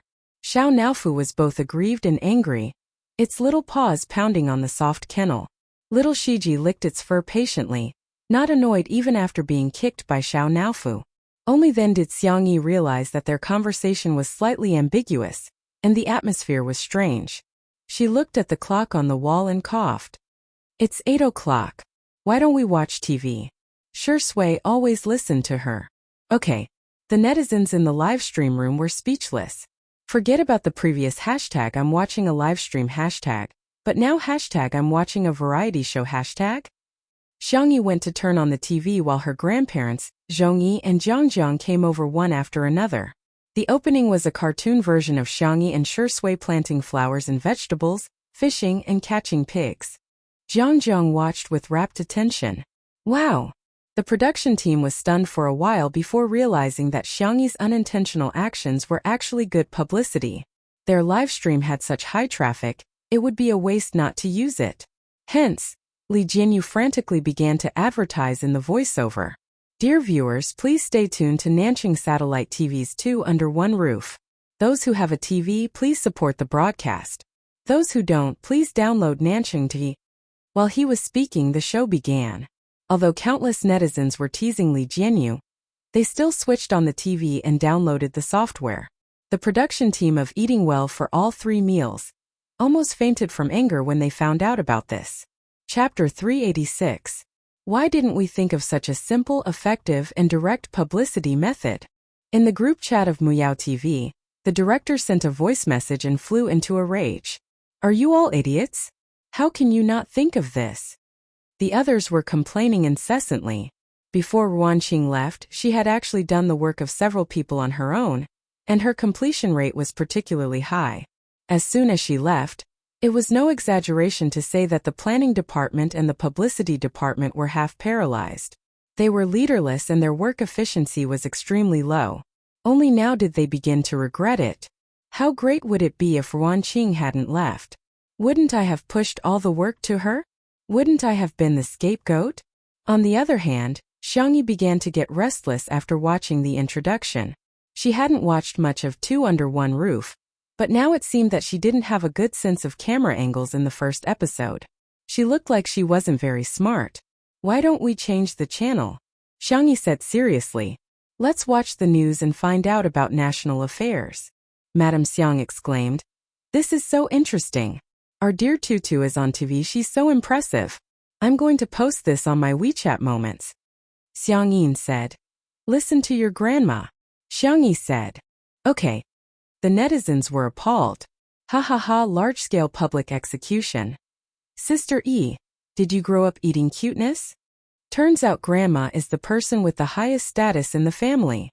The first episode was edited by Lee Jianyu himself, and the title was, The Most Valuable Thing in Life is Friends. There were two main plots, one of which was between Shi Sui and Director Yan. Director Yan was both Shi Sui's talent scout and a good friend of Shi Sui's. When old friends reunited, this plot was heartwarming. When they talked about the past, there were also plenty of old songs that could make the audience think of their good friends in a comfortable atmosphere. The other plot was between Xiangyi and Yan Nai. At first, Yan Nai was hostile towards Xiangyi, but soon he vividly displayed what it meant to be sweet. This plot was a lot more interesting. The scene where Xiangyi reconciled with the father and son was also very contagious. Although it was about daily life, the pace of the editing was very tight. After an hour and a half, it made people feel that it was not enough. This variety show was too interesting. What? The second episode will only be broadcasted next week?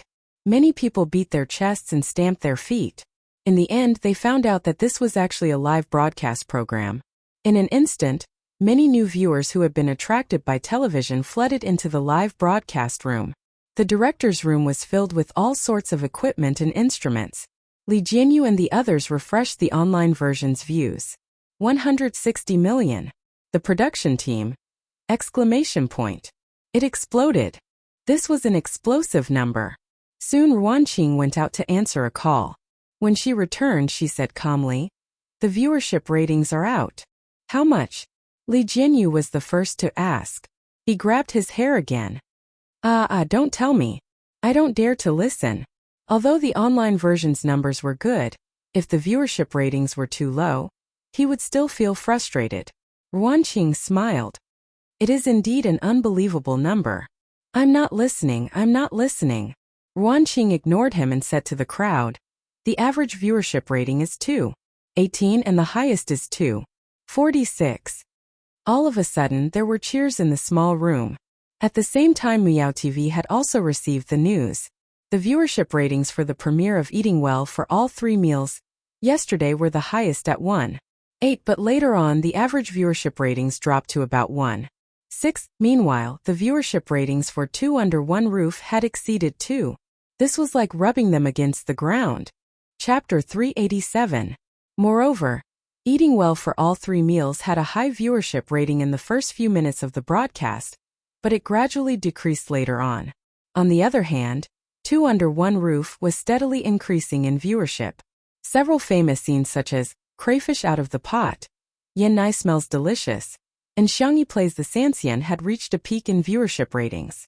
Even at the end of the credits, the viewership ratings were still astonishingly high. Using the word hang and beat to describe it was the most appropriate. There were more than a dozen trending topics on Weibo, gossip forums, and WeChat moments.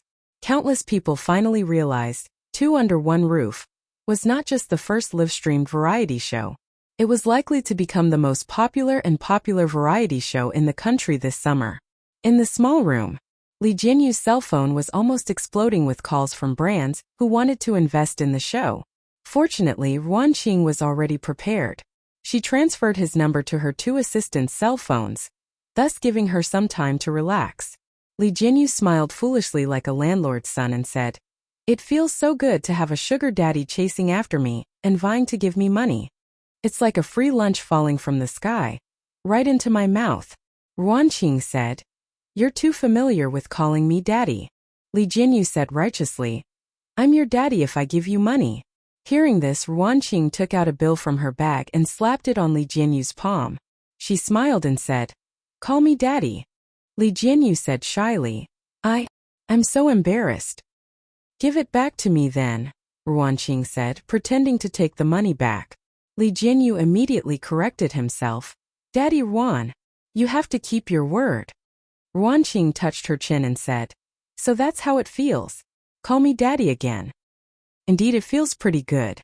Do I have to call you daddy just because you want me to? That'll be another price." Lee Jianyu said seriously. Ruanqing was speechless.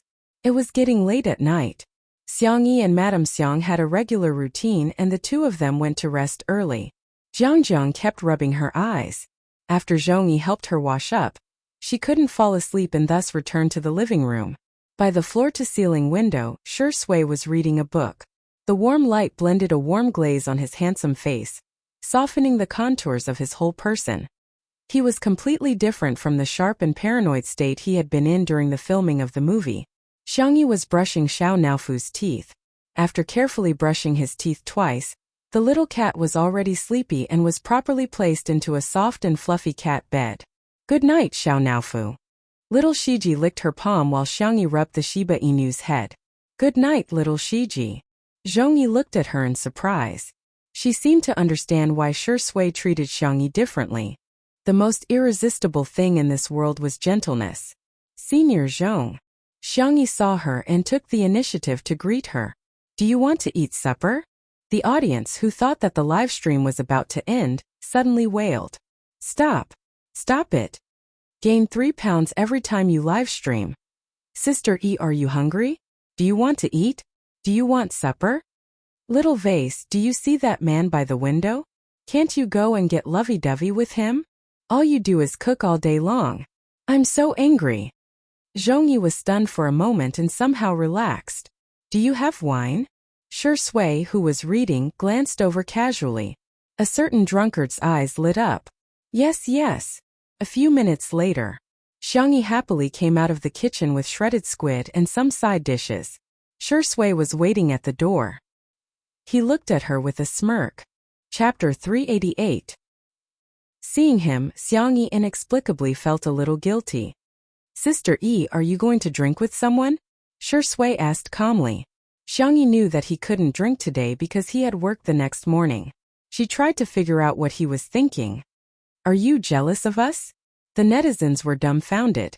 "Sister E, what kind of dangerous statement is that? Ha ha ha ha, what kind of cutie is this? Pretty sister x pretty sister? That seems a little fun."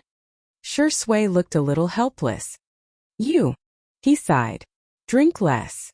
Okay. Xiangyi took a few steps out with the tray and suddenly thought of something. She turned around and said, "There's still a lot of wine in the cellar. I'll treat you to some next time." Shui chuckled and said, "Okay. I'll remember that." Zhongyi realized that Xiangyi had suddenly become enthusiastic. After being in the entertainment industry for so many years, she had already developed an astute mind, and it wasn't difficult for her to guess the reason for Xiangyi's change in attitude. It turned out that she liked drinking. "Senior, try this shredded squid. It's fragrant and a little salty. It's also very chewy and slightly springy." Just listening to her description made Zhongyi salivate. She maintained the elegance and restraint of a female celebrity, and only put a thin strand of squid into her mouth. "Hey, it's actually so delicious." Xiangyi began to recommend something else to her. "These peanuts are wrapped in flour and egg. It's sweet and the egg fragrance is just right. Although it's fried, it's not greasy at all." Zhongyi tried one. Hence, 2 minutes later, Zhongyi's image as a female celebrity was completely gone. She sat cross-legged on the ground with her hair tied into a bun. She took a sip of food and wine, looking like a swordswoman. In the live stream, "Xiangyi, go on the link if you can." I think Xiangyi has the potential to be a mukbang streamer. Just listening to her description is making me hungry. Sister Zhongyi, where's your expression management? Where's your celebrity image? Where's your glamorous persona? Shui didn't join them. She sat quietly by the window and read. At first, the two girls were a little unfamiliar with each other, but they soon became familiar with each other. Zhongyi raised her glass. "World peace, no more scumbags." Xiangyi clinked glasses with her, making a crisp sound. Sometimes girls' friendship was just that simple. If you and I were on the same side and liked or hated the same person or thing, then we would be sisters from different mothers. Li Jinyu thought that it would be nice to stop there when the live stream was supposed to end, but Ruanqing signaled for him to continue. What if the car flips? No, it's a woman's intuition. Seeing that Li Jinyu was about to speak, Ruanqing choked him with one sentence. "If I'm the boss, then you're the boss?" Li Jinyu. Loli Shaoli, shut your mouth. Slightly tipsy, Zhongyi and Xiangyi's conversation went deeper and deeper. "Sometimes I resent him. If it weren't for him, there wouldn't be Jiang. I'm not afraid of others scolding me, But I'm afraid of Zhang being scolded.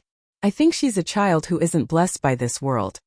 Perhaps it was because actors had a strong ability to empathize with others, but Xiangyi also felt a little choked up. She patted Zhongyi's back and said, "Every child is born into this world for the sake of happiness." His words touched Zhongyi, and her eyes immediately turned red. Xiangyi hesitated for a moment before moving closer. She then hugged Zhongyi and patted her back gently. "Same to you, senior." Chapter 389. Having not hugged anyone for a long time, Zhongyi's body was obviously a little stiff, but Xiangyi had a sense of propriety and ended the hug in a few seconds. She was polite and warm. Thud. A tear fell from the corner of Zhongyi's eye. There were no cameramen in the living room, only a few fixed cameras. In the director's room. Seeing this scene, Li Jianyu, a grown man, felt a lump in his throat. Although there weren't many pop-up comments in the live stream, it was very heartwarming. Xiangyi is really gentle. "Sister, don't cry, I can't help it when you cry." Sister Yi's words are so heartbreaking. She must be a girl who grew up being doted on. That's why she can say that every child is born into this world for the sake of happiness. Zhongyi's tears fell silently for a while. She looked beautiful and breathtaking. Xiangyi didn't say anything to comfort her, and simply poured some fruit wine into her glass. A moment later, Zhongyi got a grip on her emotions. "I envy you very much." She expressed her feelings straightforwardly. "You have a family who dotes on you, but I don't. During the most difficult period, no one comforted me when I called home. All they did was ask for living expenses. At that time, the most extravagant thing I ever did was to go to the supermarket at night to buy fruits that were on sale for $1 a bag. I didn't even have time to wash them and finish them on the way back." Zhongyi smiled and continued, "It's funny, isn't it? But I still remember the taste of those fruits. After going through so much hardship, even a piece of candy could be extremely sweet." That was why she was so resolute when she met Zhang's father. "You're the first person to say those words to me." Zhongyi smiled brightly, as if no amount of setbacks could hide her beauty. "Can I call you Sister E?" Xiangyi was a little dizzy from drinking. Resting her chin in her hand, she nodded and said, "Sure." Zhongyi put an arm around her shoulder and said proudly, "Sister E, I'll take care of you from now on." There were suddenly more comments in the live stream. "I know Zhongyi is from a cult. I'll just stand there for a second. Just 1 second." Come to think of it, Zhongyi's life really isn't easy. Not everyone has the courage to be a single mother. Sister E looks so soft when she's drunk. Shursui, stop reading. Would it work or not? If not, I'll do it. The live broadcast came to an abrupt end. As Ruanqing expected, Xiangyi and Zhongyi's drinking party didn't fail. Instead, it moved countless people. This was something that the production team of Eating Well for 3 Meals could not understand. Why didn't the netizens believe them when they told Zhang Yuner to show her true feelings? Zhongyi had only cried a little, and Xiangyi had only hugged her. How could the two of them become a couple? The production team of Eating Well for 3 Meals was extremely depressed. In the almost suffocating atmosphere, someone came up with a stupid idea and suggested, "I think the success of 2 Under One Roof must be because of the good script. Why don't we poach their planner and scriptwriter?" Unexpectedly, this suggestion received widespread approval. Since they couldn't fight head-on, they could use underhanded tactics. In the end, the two girls had too much to drink. Shursui asked Ruanqing to send Zhongyi back to her room and help take care of Zhang while she carried Xiangyi in her arms. Ruanqing looked at her with a subtle gaze and said, "Li Jinyu said that you're worse than little Shiji. I thought it was a joke, but I didn't expect it to be true." Shursui raised his eyebrows, a joyful smile in his dark eyes. "Thank you, you flatter me." Chapter 390. Ruanqing was speechless for a while before teasing, "Aren't you afraid that Sister Yi's brother will come back?" Even she was a little intimidated by Songchen's domineering aura. Shursui smirked and said in a mysterious tone, "Him? He should be busy." Ruanqing was dumbfounded. In a bar in Nancheng, although Xianyu made a fool of himself in the live stream of 2 Under One Roof, and was ridiculed by the netizens, he had achieved his goal. He was still famous after all. Now that he had gained popularity, a group of internet celebrities in the company were surrounding him and sucking up to him, feeding him fruits and toasting him. Xianyu was thick-skinned in the first place. In the blink of an eye, he forgot about the embarrassing scene just now and began to brag. Xiangyi, she looks just like that in real life. She's petty and unpresentable. Women have to behave like women. Look at her, which part of her looks like a woman? She's just a shrew. If you ask me, I should have called the police and locked her up when she hit me. I should have taught her a lesson. He belittled Xiangyi to the point that she was nothing. His throat was dry, but he found that the little internet celebrities around him all had ugly expressions on their faces. Who are you guys putting on such a long face for? Let's get high. In the next second, a cold young man's voice sounded behind him. My sister is a shrew?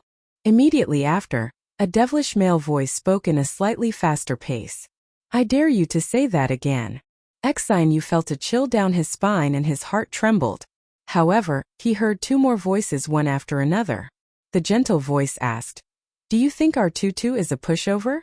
The cold and aloof voice asked, How do you want to die? Xianyu turned his neck stiffly and saw a row of tall and slender figures behind him. His vision immediately turned dark. Hello, brothers. Xianyu smiled and said obsequiously, I'm Xianyu. Xiangyi likes me a lot. Have you forgotten? She was still crying and rolling on the ground, saying that she wants to marry me. He was eager to use Xiangyi as a rescue, but little did he know that he ended up angering Xiangyi's brothers. Xiangyu grabbed his collar and pulled him up. You're not fit to mention her name. Back then, Xianyu harbored evil intentions towards his sister at the Xiang family's old residence. If they hadn't been at home that day, who knew what would have happened? At the thought of it, Xiangyu's brothers and he was about to punch him. However, Xiangqi stopped him. Xiangyu, let go. Xiangli adjusted his glasses and calmly said, Old four, you're about to compete. Don't cause trouble. Xiangchun was much more direct. Go away. You're too weak. The despised Xiangyu. Xiangyi. Right, TSI. He now you know you're wrong. Xiangqi grinned, his phoenix eyes filled with mischief. But we're not here to hear you apologize, Xianyu said shakily. I have money. Can I compensate you with money? Xiangqi interrupted. We're here to beat you up. Tell me, what order do you want? 1234 or 4321? Or do you want a luxurious one-on-one beating package? The little internet celebrities were scared out of their wits and had long run away. As for the bar, it had already been cleared. Xianyu wanted to cry but had no tears. Who would have thought that this family would be so protective? This time I've offended someone I shouldn't have. I'm really done for. Chapter 391. Half an hour later. On Weibo, the netizens who were surfing saw a new post. It was a video posted by Xianyu. Everyone was already a little tired of his aesthetics, but out of habit, they still clicked on the video. Xianyu's tone was sincere and sincere. Here, I would like to apologize to Miss Xiangyi. Everything that happened today was made up by me for the sake of gaining popularity. Huh? This ugly man actually apologized? In the complete video, Xianyu not only apologized, but also dragged the gossip media into it, claiming that they were the ones who induced him to smear Xiangyi's reputation in exchange for traffic. In an instant, the netizens' anger rose to the peak. The gossip media soon tasted the backlash of the netizens. You treat us like fools. I'll treat you like an orphan. The Weibo account of the gossip media was bombarded with so much criticism that it turned off the comments section and received more than 100,000 insults in private messages. In the end, they had no choice but to expose the informant. Qin Wanyan thought that she had done it flawlessly. She used a SMUF account and even got someone to change the IP address. However, her SMUF account shared a few daily updates and the sharp-eyed netizens managed to figure out that it was her SMUF account from the reflection of a bracelet and half of her face in the sunglasses in a photo. The overwhelming news flooded her Weibo account. Qin Wanyan was extremely anxious and called her manager, who comforted her impatiently and hung up without saying anything about public relations. When she called again for the second time, it was obvious that no one answered. Qin Wanyan was terrified to the extreme and she didn't dare to look at her cell phone at all. Every time she saw those vicious comments, her body would tremble. She would never have thought that those people who were scolding Xiangyi would come to scold her. Not long after, Tomato Entertainment released an announcement. Although Xiangyi was the boss in name, she didn't have much energy to manage it for the time being. Her uncle Xiangfeng had hired a professional manager for her, and he was personally in charge. Seeing that his artiste was exposed to such a scandal, he immediately terminated the contract with Qin Wanyan. In addition to having to face a huge amount of compensation, Qin Wanyan's reputation in the industry was also ruined, and no major company would be willing to sign her. Qin Wanyan, who was at her wit's end, suddenly thought of someone. Maybe he can help me. Bar. Sangchen kicked Xanyu away with his long legs and adjusted his tie.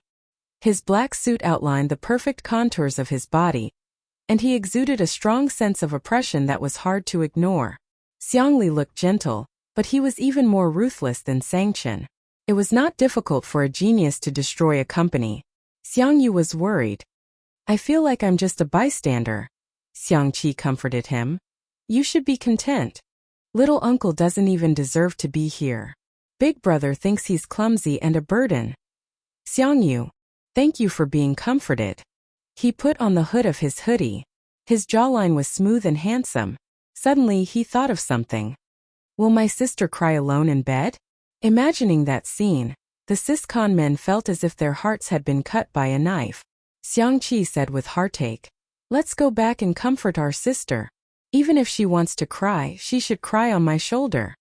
Xiangli chuckled. Are you worthy? Xiangchen's brows were tightly knitted as he strode forward. Cheating. Big brother, you're cheating. Xiangqi yelled angrily. The three of them hurriedly caught up with Xiangyu. Little did they know that at this moment in the manor. Chapter 392. Unbeknownst to them, at this time in the manor, the little rabbit had just been carried into the bedroom. Xiangyi's alcohol tolerance was excellent, and she didn't make a fuss when drunk. Shi Sui put her on the bed, and the little girl obediently rolled up the quilt and covered herself tightly. Shi Sui couldn't help but laugh and raised his hand to pinch her little face. You're really worrisome. Meow meow meow. Xiao Naofu woke up from its sleep and saw Shi Sui carrying the stupid woman back to the room. It hurriedly ran in, stopped at Shi Sui's feet, and roared fiercely at him. Shi Sui lowered his eyes and indifferently said, Go back to your cat's nest and sleep. Xiao Naofu. Meow. Meow meow. Don't think this hoo-hoo doesn't understand. You just want to trick me away and then do this to the stupid woman. It clung to the edge of the bed, and with great difficulty, it jumped up and sat on Xiangyi's pillow with a posture that said, This hoo-hoo is not leaving today. Xiangyi was awakened by the noise and opened her eyes in a daze. The figure of the little cat appeared in her vision, and she habitually hugged it in her arms. All of you. Xiao Naofu. It raised its chin provocatively at Shi Sui. Humph. See that? This hoo-hoo is the rightful wife. This is the hoo-hoo that the stupid woman loves the most. Xiao Naofu's tail swayed gently, curling around her fingers, and rubbing its head against Xiangyi's soft skin under her collarbone. It coquettishly said, Meow meow. Xiangyi closed her eyes again and gently coaxed. All of you be good. Shi Sui's long and narrow eyes narrowed dangerously, and he sneered. Want to be sterilized? Xiao Naofu trembled in fear. However, although its IQ was only equivalent to a child of a few years old, children had a natural instinct to know who would protect them and who they could be pampered in front of. The white, soft, and cute kitten stuck out its little butt awkwardly and squeezed into Xiangyi's shirt through her collar. Only half of its little head was exposed, and it stuck its tongue out at Shi Sui.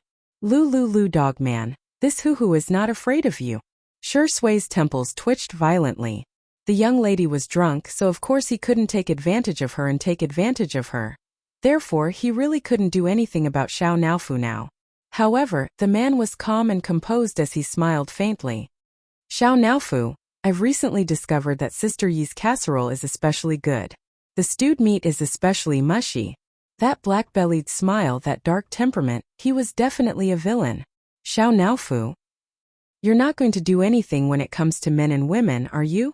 However, Xiangyi felt something furry and warm pressing against her body. It was a little itchy and a little heavy. The young lady murmured and wanted to move Xiao Naofu away, but she was blocked by her clothes. She subconsciously pulled at her clothes, Sui's breathing became slightly erratic as he pressed down on her hand. In a daze, Xiangyi felt the hot temperature on the back of her hand. Her brain lost control of its logic and her body reacted quickly. She grabbed Sui's wrist and pulled and pressed. In the blink of an eye, she had Sui pressed against her side, imprisoning and subduing her. In fact, Sui didn't resist at all. Otherwise, the drunk Xiangyi wouldn't have succeeded so easily. Xiangyi struggled to blur her eyes, as if trying to identify Sui. A certain actor smiled at the kitten. This is called acting, understand? Xiao Naofu. Woof woof woof. UF * King Dog Man. Sui didn't get to gloat for more than 3 seconds before someone knocked on the bedroom door. Sister, are you asleep? Chapter 393. In an instant, Sui's expression froze slightly. Even Xiao Naofu was so scared that its tail curled up. The man and cat looked at each other and surprisingly reached an agreement. They didn't make a sound. Fortunately, the brothers outside the door were very gentlemanly in front of their sister, and wouldn't barge into her room without permission. She should be asleep, right? Xiangqi said uncertainly. Xiangyu's nose twitched and he sniffed. Seems like she made supper. Xiangqi was overjoyed. I'll go to the kitchen and take a look. Xiangyu was afraid that he would steal food, so he followed closely behind him. The two of them went out of the kitchen and found the food in the fridge. Hey! Xiangqi lowered his voice. Fourth brother, don't make a sound. Let's split the spoils. Xiangyu put one hand in his pocket and pressed down the hood of his hoodie with the other. He said a few words indifferently. Big brother is outside. Oh. Xiangqi was instantly terrified. If it was only the black-bellied old fox second brother outside, he would still dare to repeatedly jump on the edge of death. However, Xiangyu was here. Xiangyu said righteously. Am I the kind of person who would secretly eat behind my brother's back? What's the most important thing when a family is together? Sharing. Xiangyu clicked his tongue. He wouldn't believe his nonsense. Since they were already here, let's eat. The four brothers sat down around the remaining small plate of food. Xiangli had already familiarly gone to the wine cellar to get wine. Xiangyu was about to compete and consciously didn't touch the wine. Xiangqi said arrogantly, Fourth brother, pour wine for your brothers. Xiangyu glanced at him. Xiangqi said, What are you staring at? Keep staring and I'll beat you up. You're the youngest, so of course you should pour it. Xiangyu said in a disdainful tone, Why didn't you say that when little sister was here? He had never seen Xiangqi order Xiangyi around and only knew how to put on airs as third brother in front of him. Xiangqi said righteously, How can you compare to little sister? Xiangyu. Fine, there's nothing wrong with that. He speechlessly poured wine for his brothers. In the bedroom, Xiangyi stared at Sui for a long time. She seemed to recognize him. She buried her head in his chest and sniffed his shirt. Sui's body tensed up and his eyes darkened. After confirming that it was the familiar smell of laundry detergent, Xiangyi felt relieved and fell asleep. Oh, did this mean that he wasn't treating him as an outsider? This realization made Sui feel both amused and helpless. He broke free from Xiangyi's shackles and pinched her little cheeks. Xiao Naofu meowed in protest. Be a man. Sui sneered. If I didn't want to be a human, you would have been stewed into a kitten. She shrank her little head into Xiangyi's arms vigilantly, which made Sui's thin eyelids twitch violently. He really deserved a beating. After a few minutes, when the heat in his heart had dissipated, he gently tucked Xiangyi in and went back to his room along the balcony. In the living room, Sangchen drank 2 glasses of wine, but his brows were still furrowed. He put down the wine glass and walked towards Sui's room. He knocked on the door with a blank expression. A moment later, the door was pulled open. Sui was only wearing a pair of dark blue home pants. He was wiping himself with a towel. You're back. What's the matter? Sangchen walked past him and looked into the room with a sharp gaze. The large bed in the room was clean and even the thin blanket was neatly folded. Sangchen felt relieved and said with a straight face, Rest early. Suddenly, there was the sound of chaotic footsteps behind him. Sangchen turned around and saw his sister coming out of her room, hugging a soft pillow with a lace rim. She walked towards Sui's room as if sleepwalking and bumped into his arms. Chapter 394. Xiao Naofu chased after her, meowing non-stop. Shi Sui subconsciously wrapped her arms around her waist. Xiao Naofu bumped into Songchen's trouser leg and was so scared that its fur stood on end. The surrounding temperature seemed to drop rapidly. Songchen's eyes were cold as he looked at the drunk Xiangyi, and then at the innocent-looking Shi Sui. "Explain," Songchen said coldly. Shi Sui's mentality was really good, and her expression didn't change. "Sister E is sober now. Big brother, remember to remind her to be responsible for me?" Songchen. At the dining table, Xiang Yu and Xiang Qi were dumbfounded. F***ck, there's such a thing. He actually dared to be mischievous in front of Big Brother. Xiang Li pushed his glasses, and a trace of worry flashed in the depths of his eyes. From a logical point of view, the room that Shi Sui chose was one that Xiangyi had stayed in before, so it was barely reasonable. After getting drunk, she followed her body's memory and wanted to go back to her original room to sleep. But from an emotional point of view, it was obvious that their family's pampered little rabbit had self-taught herself to nibble on the grass around her nest. Songchen's entire person exuded a threatening chill, and his eyes were sharp, like snow-white blades under the light. The danger multiplied. "You are courting death." The man enunciated each word sharply. His well-defined fingers rolled up his snow-white sleeves. Not far away, Xiang Qi and Xiang Yu were terrified and quickly hid far away, afraid of being implicated. Xiang Li got up and slowly walked forward. Songchen sneered. "What? You want to speak for him? Am I that kind?" Xiang Li smiled like a sly old fox. "Go ahead, I'll take my sister away. Don't scare her." Xiang Qi scolded. "Second brother, you scheming boy. I think you want to rub her face while she's drunk." Xiang Yu, who was next to him, felt his fingertips itch. His sister's face felt really good when he pinched it, but when he grew up, he couldn't just pinch him as he pleased. He made a prompt decision and strode over. "Let me do it." Xiang Qi scolded. "Do you know how to take care of girls? You're so clumsy, let me do it." Then Shi Sui found that Xiangyi's brothers were fighting among themselves. He was not nervous about being beaten up at all. He leaned lazily against the door frame as if he had no bones. He watched the show with a faint smile, but his hand was still on Xiangyi's waist. Xiangyi was tipsy and dizzy. She could barely stand after standing for a long time and instinctively leaned on Shi Sui's shoulder. Enough. Songchen felt that they were too noisy. Once he opened his mouth, everyone was stunned. No one dared to say anything anymore. Songchen grabbed Xiangyi's wrist and wanted to get her back to the room first. Unexpectedly, although Xiangyi was drunk, her reaction was not slow. Slap! The girl was drunk. Tutu was not afraid of her brother and slapped Songchen's hand away. "Xiang Li? Xiang Qi? Xiang Yu? Sister." Actually hit Big Brother. Even Songchen, who had always been cold and aloof, couldn't help but twitch the corner of his mouth. "Wow, looks like our sister E has her own idea." Shi Sui chuckled and said in a flirtatious voice. "Sister E, do you want to go to Big Brother's room?" Xiangyi didn't hear what he said at all. She only felt that his breath was the most familiar, so she responded softly. Shi Sui's thin lips twitched. "Do you want to sleep on Big Brother's bed?" Xiangyi blinked her eyes, her little expression very blank.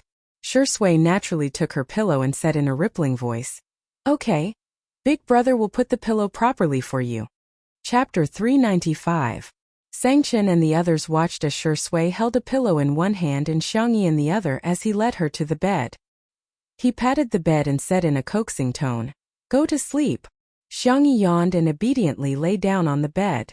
She even lifted the thin blanket to cover herself. "Good night, Sister E." Xiangyi murmured softly and covered her head with the small blanket. It was as if she found him too noisy. Shi Sui smiled and said, "Go to sleep, I'm going to get beaten up." It could be said that he was very self-aware. In the underground boxing room, Xiang Yu, Xiang Qi, and Xiang Li were sweating profusely and panting. Xiang Li's breathing was the most erratic and he even took off his glasses. He usually didn't exercise and now he was regretting it. In the ring, Songchen was still fighting with Shi Sui. Again. Sweat flowed down Songchen's chiseled jawline. The man's face was cold and his breathing was steady. Shi Sui, who was opposite him, was still as calm and composed as ever. Sure, Sui is pretty good, Xiang Yu muttered. After all, he could fight with Xiang Yu. Xiang Qi was so tired that he was lying on the ground. Hearing his words, he kicked him. Can you not boost other people's morale and diminish your own? Xiang Yu said. I don't know who it was that kept getting beaten up. He almost had to climb a pillar. Xiang Qi said. You didn't get beaten up? What esports guru? I think you're just a little kid. The two of them argued endlessly. Xiang Li silently sat a little further away from the two of them. The next day, in the nanny van, Si Chuanbai looked at the wound on his artist's eyebrow and sighed. You were beaten up. Sure, Sui was speechless. Why did he feel like he was waiting for him to get beaten up? Luckily, the wound is small. Let Xiaoli cover it for you later. Si Chuanbai glanced at his leg and asked sincerely, How's your leg? Do you need me to rent a wheelchair to push you to the event? Sure, Sui was confused. Are you my manager or my #1 anti-fan? He sounded helpless. Si Chuanbai said righteously, I'm Miss Xiangyi's manager and her family. You're just an artist that I've managed in passing. The makeup artist couldn't help but laugh. He was Sure Sui's personal makeup artist. After so many years, they had a close relationship, so he spoke freely.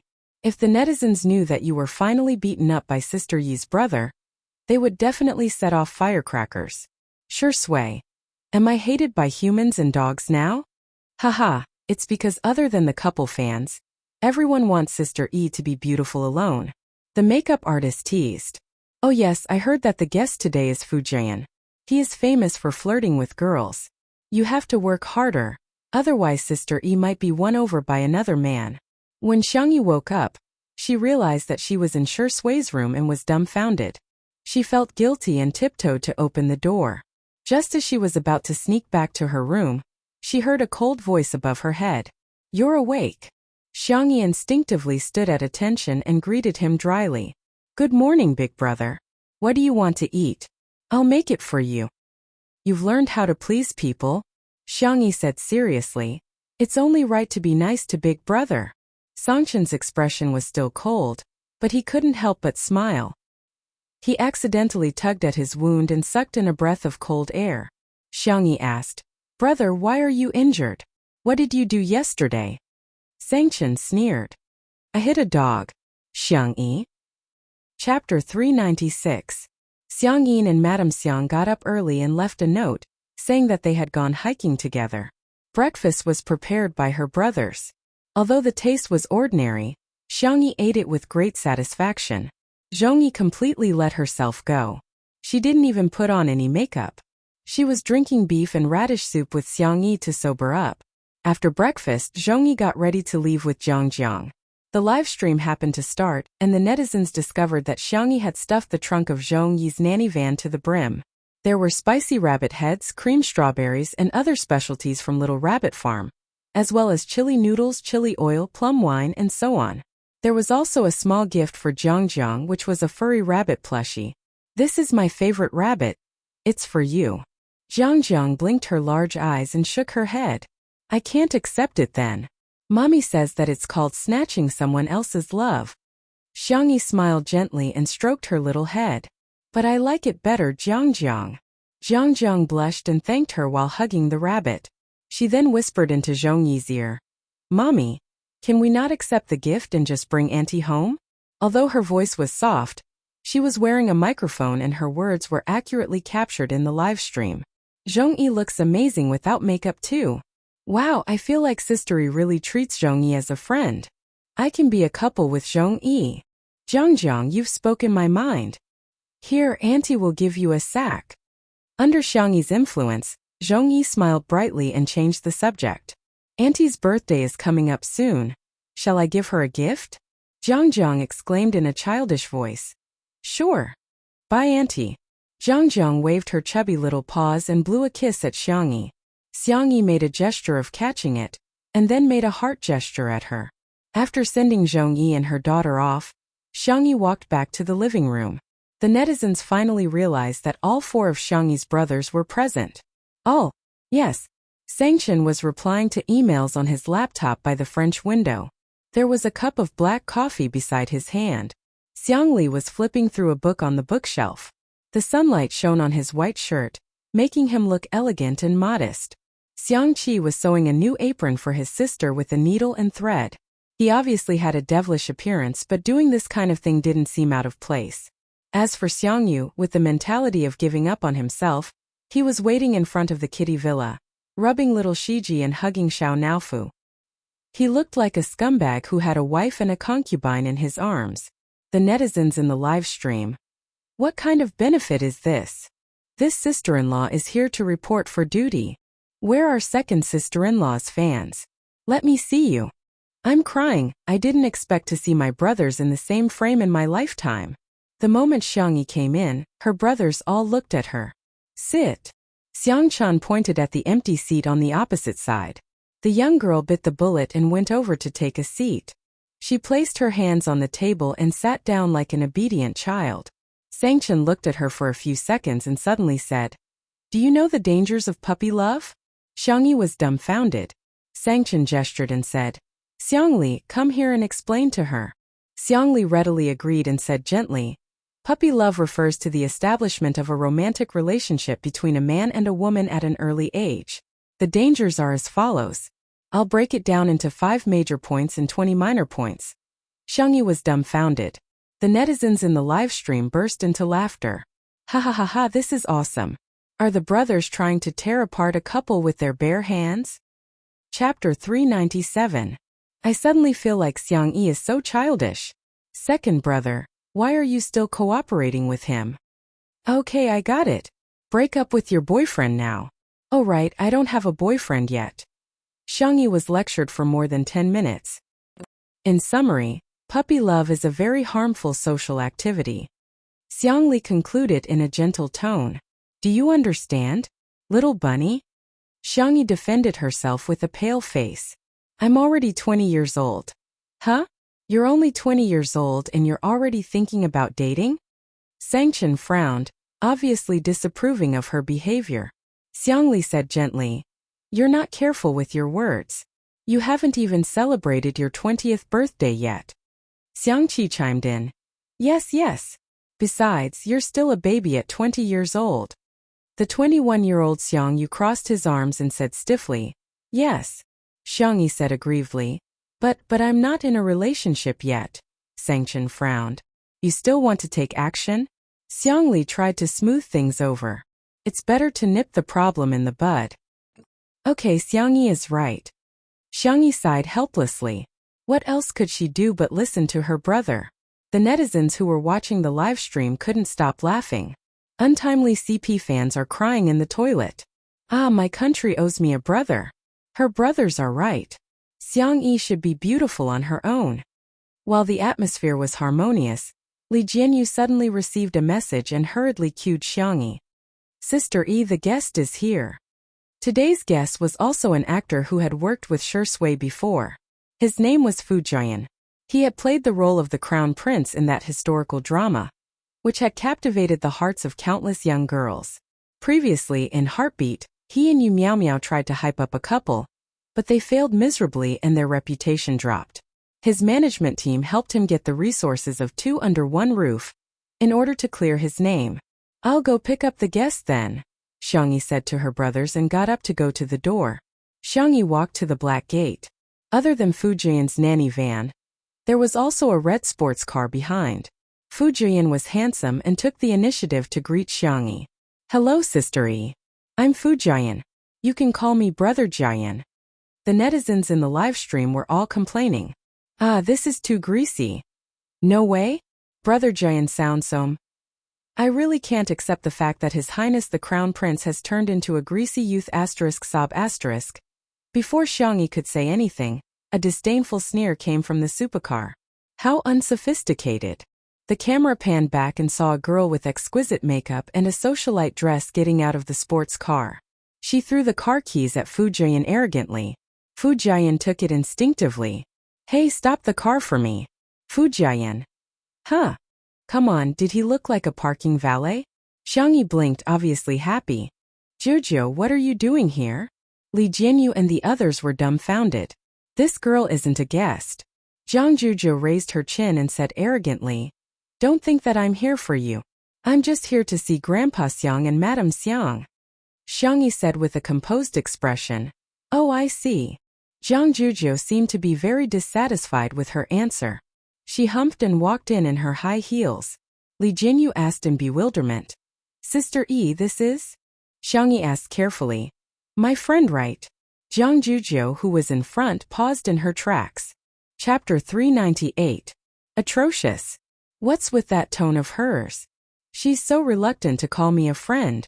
Little did she know that Xiangyi felt that the person who had occupied her body had made new friends and neglected Zhang Jujiu in the past year. Perhaps Zhang Jujiu no longer treated her as a friend. Zhang Jujiu gritted her teeth and walked even faster. The comments about Zhang Jujiu in the livestream weren't very friendly. This girl is too arrogant. Xiangyi briefly introduced Zhang Jujiu on the spot. She's an excellent violinist and the chief of the Orpheus Orchestra. We've known each other since kindergarten. Li Jinyu gasped and asked. Is it the Orpheus Orchestra that I know? In the live stream. Orpheus Orchestra? What the hell? I'm speechless. It's one of the top orchestras abroad and they have to be under 30 years old. I'm a music major just passing by. This girl is super impressive. She's a musical genius. She has an absolute sense of music. All of a sudden, the comment section was filled with discussions about Zhang Jujiu. Fu Jian helped Zhang Jujiu park the car bitterly. But he was immediately tricked by the production team. Li Jinyu smiled and handed him a few mission cards. Jian, draw one. Fu Jian casually drew a card and opened it, only to be dumbfounded. Bathe the little black pig? Fu Jian's eyelids twitched. Don't tell me all the mission cards are for this? Li Jinyu asked. Am I that kind of person? Fu Jian looked hesitant. He then heard Li Jinyu exclaim indignantly. I am. Fu Jian was speechless. I'll bear with it for the sake of clearing my name. He had a rather boisterous personality, but when he played the role of the Crown Prince back then, he left a deep impression on everyone. Countless fans became fans of him because of his role, so they naturally hoped that he could be like the Crown Prince in person. The production team had been asking him to create a persona for himself, but after a long time, he couldn't keep up with the act and hence, became a greasy young man whose persona had collapsed. Fu Jian mentally prepared himself in a few seconds and asked expectantly, Will Sister Yi help me catch the pig then? He was a loyal fan of Two Under One Roof, and usually he would watch the livestream crazily. He had watched the scenes of Xiangyi catching the pig over 100 times. You have hands and feet, why should she catch a pig for you? Zhang Jujiu was dumbfounded as soon as she entered the living room. The Demon King and the others were all there. She stammered and greeted them before hurriedly coming out in shock. When she heard that Fu Jian had asked Xiangyi to help him catch the pig, she got angry. How could such a cute girl like Ego catch a pig? Fu Jian said resentfully. I don't know how to. Zhang Jujiu said aggressively. If you don't know, you can go and learn. A girl's hands are not meant for catching pigs.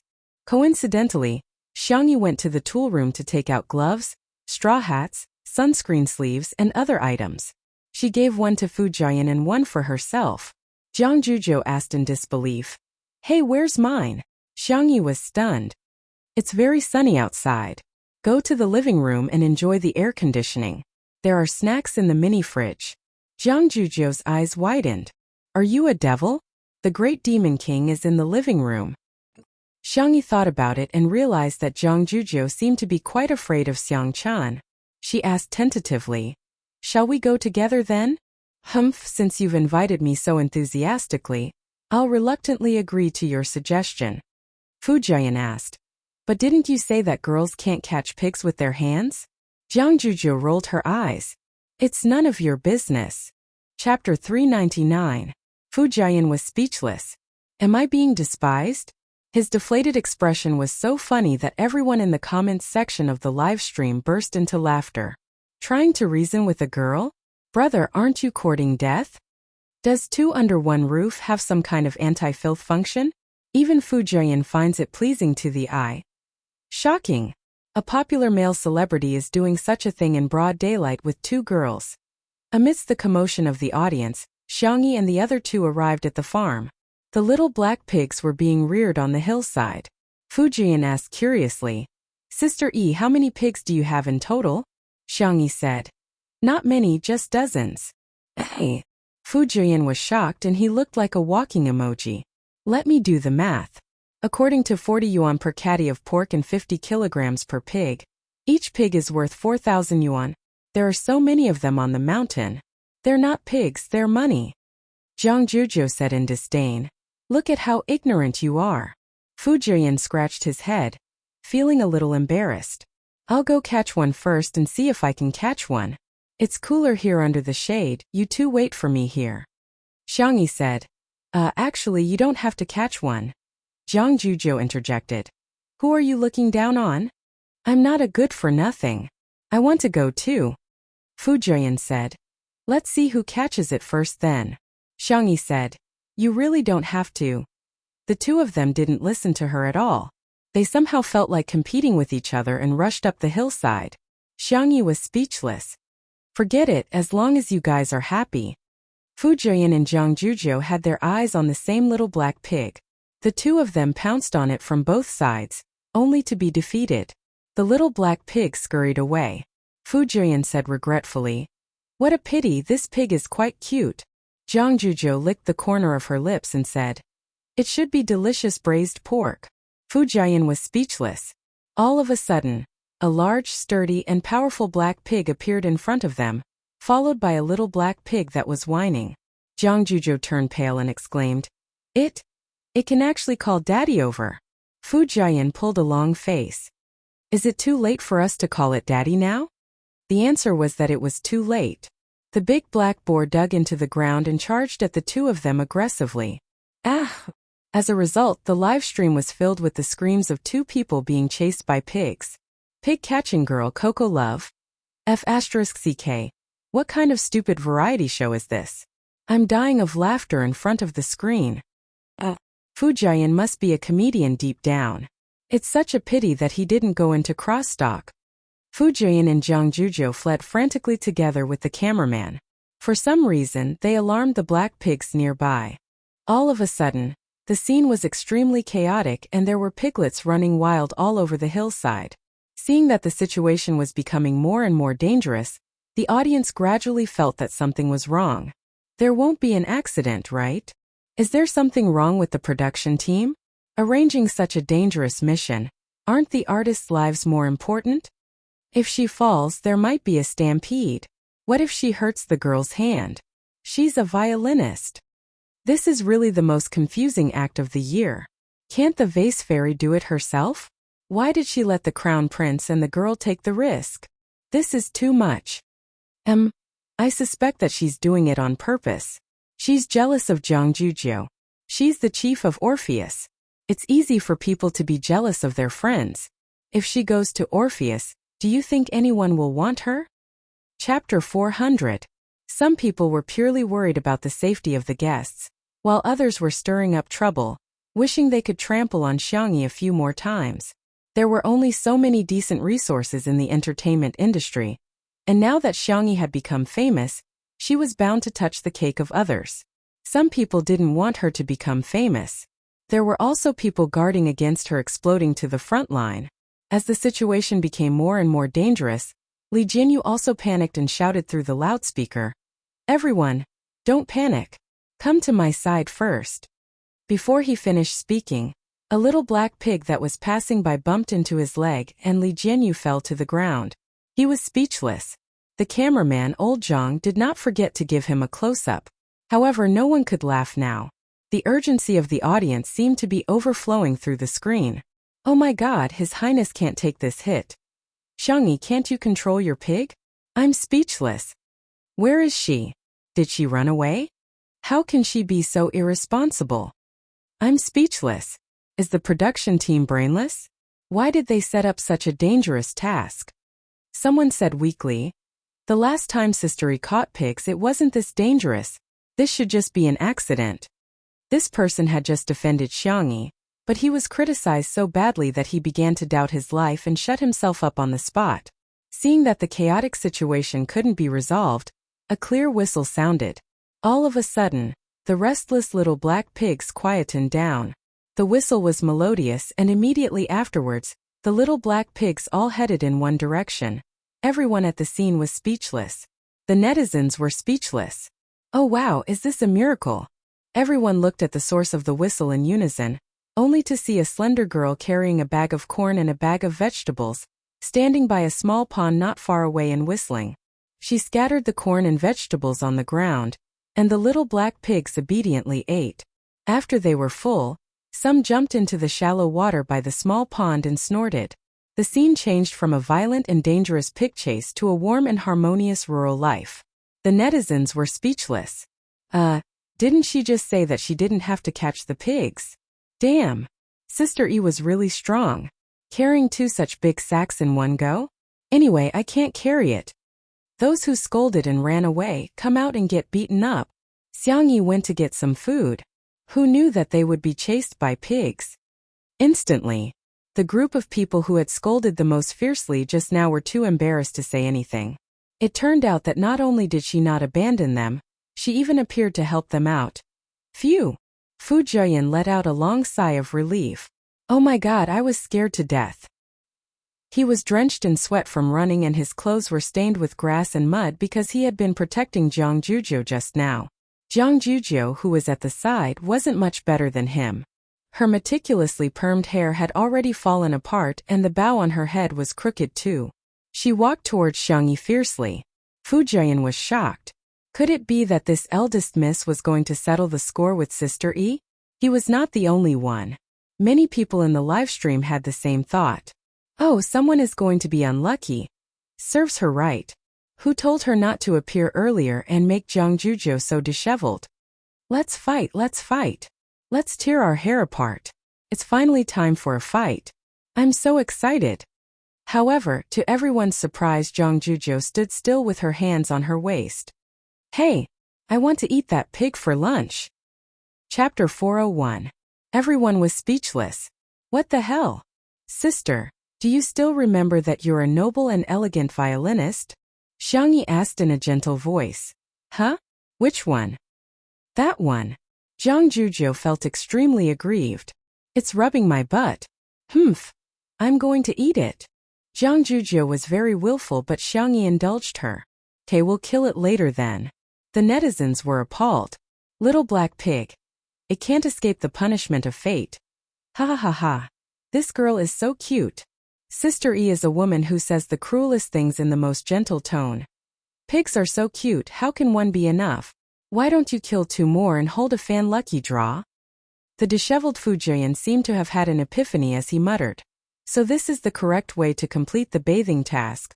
Heaven and man are one, the Tao is natural, people and the environment get along harmoniously.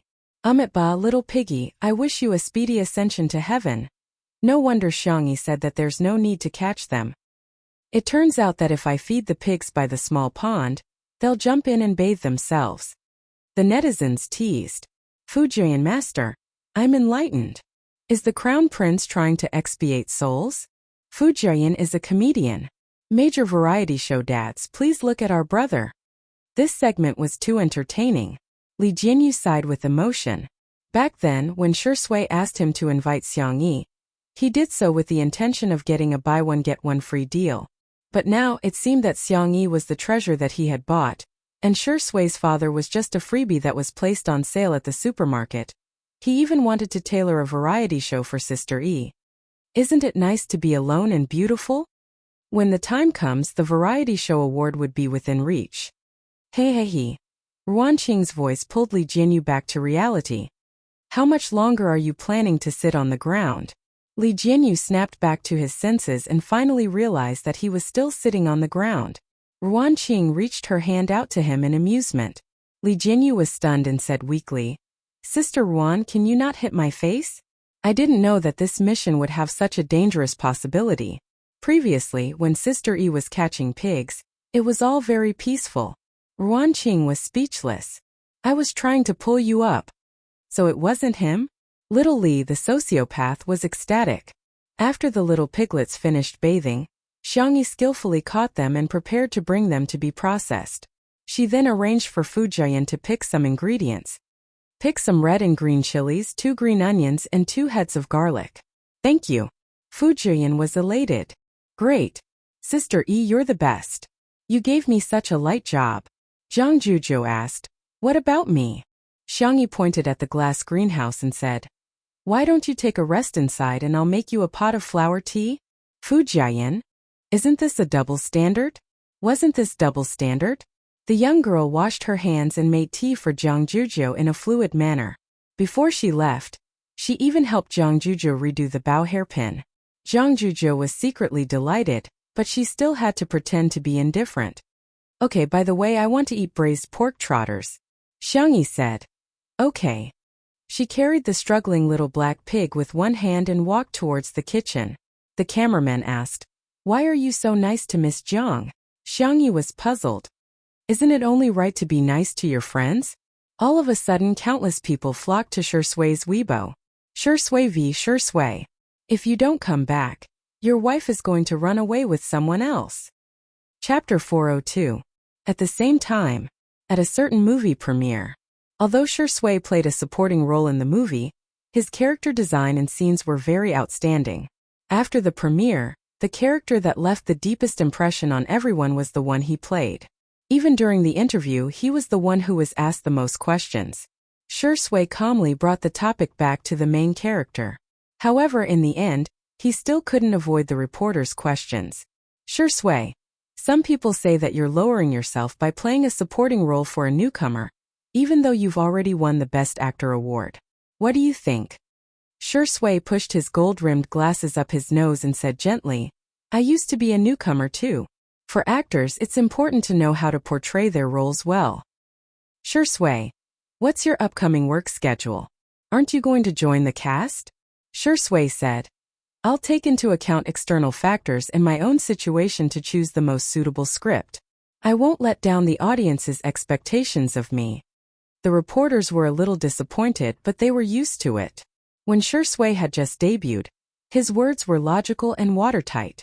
Although it could be considered an art of language, it was still not a hot topic in gimmicks. Until someone asked, the netizens are voting. Does Sister E like a wolf puppy or a puppy? Which type does Shui think he is? Which type does Sister E like? Everyone was speechless. Awesome. That was the right question.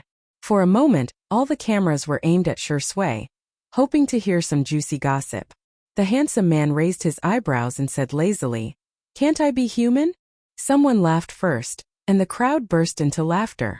The reporter who asked the question held back his laughter and asked, Shui, do you think Sister E likes a wolf puppy or a puppy? Shui said, I know. She should like humans. The reporters realized that Shui actually had a humorous side to him.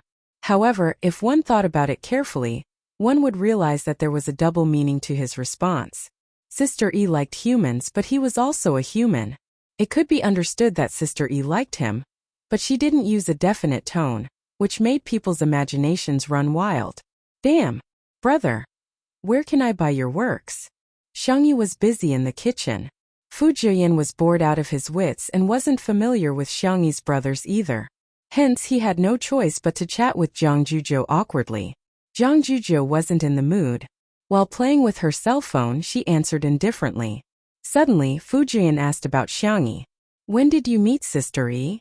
Zhang Zhuzhou raised her head and said with certainty, 3.5 years old. You even remember this? Fu Jian was a little surprised. A 3-year-old child can't remember anything, right? I just remember. Okay. Tell me then, what was Sister E like when she was 3.5 years old? Zhang Zhuzhou got lost in her memories and paused for a moment before saying, she was pretty much the same as she is now. She was a crybaby, timid, weak, helpless, and pitiful. Fu Jiayan was speechless.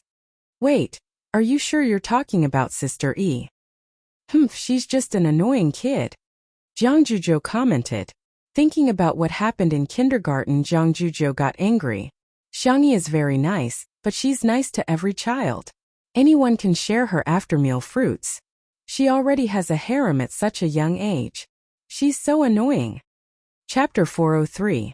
However, in the ears of the netizens watching the live stream, her words sounded a little different. Haven't you guys realized that Xiang Yi doesn't have any friends at all? Who said she doesn't? Qin Wanyan is her best friend, yet she exposed her so easily. From this point you can see her character. Although Shui doesn't have many friends, they are all close friends. On the other hand, the vase fairy only knows how to seduce men. How could she have a true female friend? As the camera panned to the kitchen, Xiangyi's pork trotters were stewing, and the live comments were instantly flooded with new comments. Is this Xiaohei? It looks so fragrant. Wow, Xiaohei has such a good figure. She's neither fat nor thin. I'm drooling. Xiaohei, you guys are still lusting after my body at a time like this? Be a human. Sister E is weak, helpless, and pitiful? She's a devil who can catch a pig with one hand and sharpen her knife to kill a pig, okay? The comments section was very lively, but Xiangyi's expression was very calm as she quietly cooked. Every time she cooked, she would put her heart and soul into it. What might be boring for others was equivalent to relieving stress for her. The scene of a young girl cooking was pleasing to the eye, as if she was enjoying a piece of art. When the last dish was placed on the plate, Xiang Qi and Xiang Yu had already consciously come over to serve the dishes. Fu Zhiyin was still thinking about clearing his name, so he helped clean up the table and sat upright with a solemn expression. I can't eat too much. I'm going to steal the role of an otherworldly immortal. I just have to taste each dish. Besides, I don't believe that the previous live stream wasn't an act. Sister Yi's cooking did look delicious, but how delicious could it be? Fu Zhiyin picked up a piece of twice-cooked pork with his chopsticks, still thinking about how he had eaten at a top-notch restaurant that cost a few thousand yuan per person. What the F***ck? It was fatty but not greasy, salty, and slightly spicy. The slightly sweet taste suddenly bloomed on the tip of his tongue, capturing his taste buds in an instant. The pork was freshly slaughtered and the chili was freshly picked. Paired with bean paste, green onions, and garlic sprouts, it created a rich and unique taste. What kind of delicacy was this? An exceptional delicacy. Fu Zhiyin was dumbfounded. By the time he reacted, the dishes on the table had already been reduced by a third. His pupils trembled as he looked at the scene in front of him in shock. Hades had brought his own big bowl of rice, but Xiang Yu's bowl was even bigger than his. Perhaps it would be more appropriate to describe it as a small basin. Even the elegant and modest Dr. Xiang and the cold and indifferent lawyer Xiang had small mountains of rice on their plates. Country bumpkins. Jiang Zhuzhou said in disdain. What's wrong with that? In the past, they would even bring pots and pans to their meals. Fu Zhiyin suddenly realized that the competition in the Xiang clan was actually so cruel. As he ate, he asked, "Why aren't you eating?" Jiang Zhuzhou picked up a piece of stir-fried vegetable elegantly and rinsed it with water before eating it. She raised her head arrogantly. The orchestra is about to perform. I'm the lead violinist. Rounding it off, it would be the C position, all right? I'm trying to lose weight, so I definitely won't eat such greasy meat dishes. Not even a single bite. Fu Zhiyin agreed. You're right. Missy, I wish you success. In the next second, he picked up all the remaining pieces of vegetables in front of Jiang Zhuzhou. Jiang Zhuzhou was speechless. At this moment, a strong and spicy aroma wafted into her nose. Chapter 404. She couldn't control her physiological instincts and looked towards the source of the aroma. Xiangyi came out of the kitchen with a plate of braised food.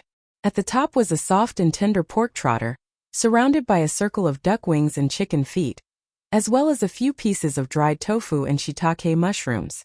The food was all soaked in the beautiful reddish-brown gravy and sprinkled with some white sesame seeds. The aroma of the food wafted in all directions, causing the cravings in the depths of one's heart to come out. Fujin. Jiang Zhuzhou. The brothers of the Xiang family were obviously immune to their sister's delicacies as they all looked rather calm. However, the impact on Fu Zhiyin and Jiang Zhuzhou was too great. It smells so good. How can it be so fragrant? Gulp. Fu Zhiyin couldn't help but swallow his saliva.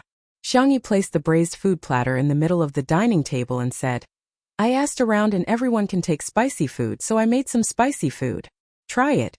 By the way, I'll go get some soy milk. The little girl got up to get the soy milk, and the table immediately went into battle mode. The brothers of the Xiang family exchanged glances and sparks flew everywhere. Fu Zhiyin was so cowardly that he didn't dare to move his chopsticks at all. Jiang Zhuzhou thought of her bold words just now and decided not to move her chopsticks for the sake of her pride.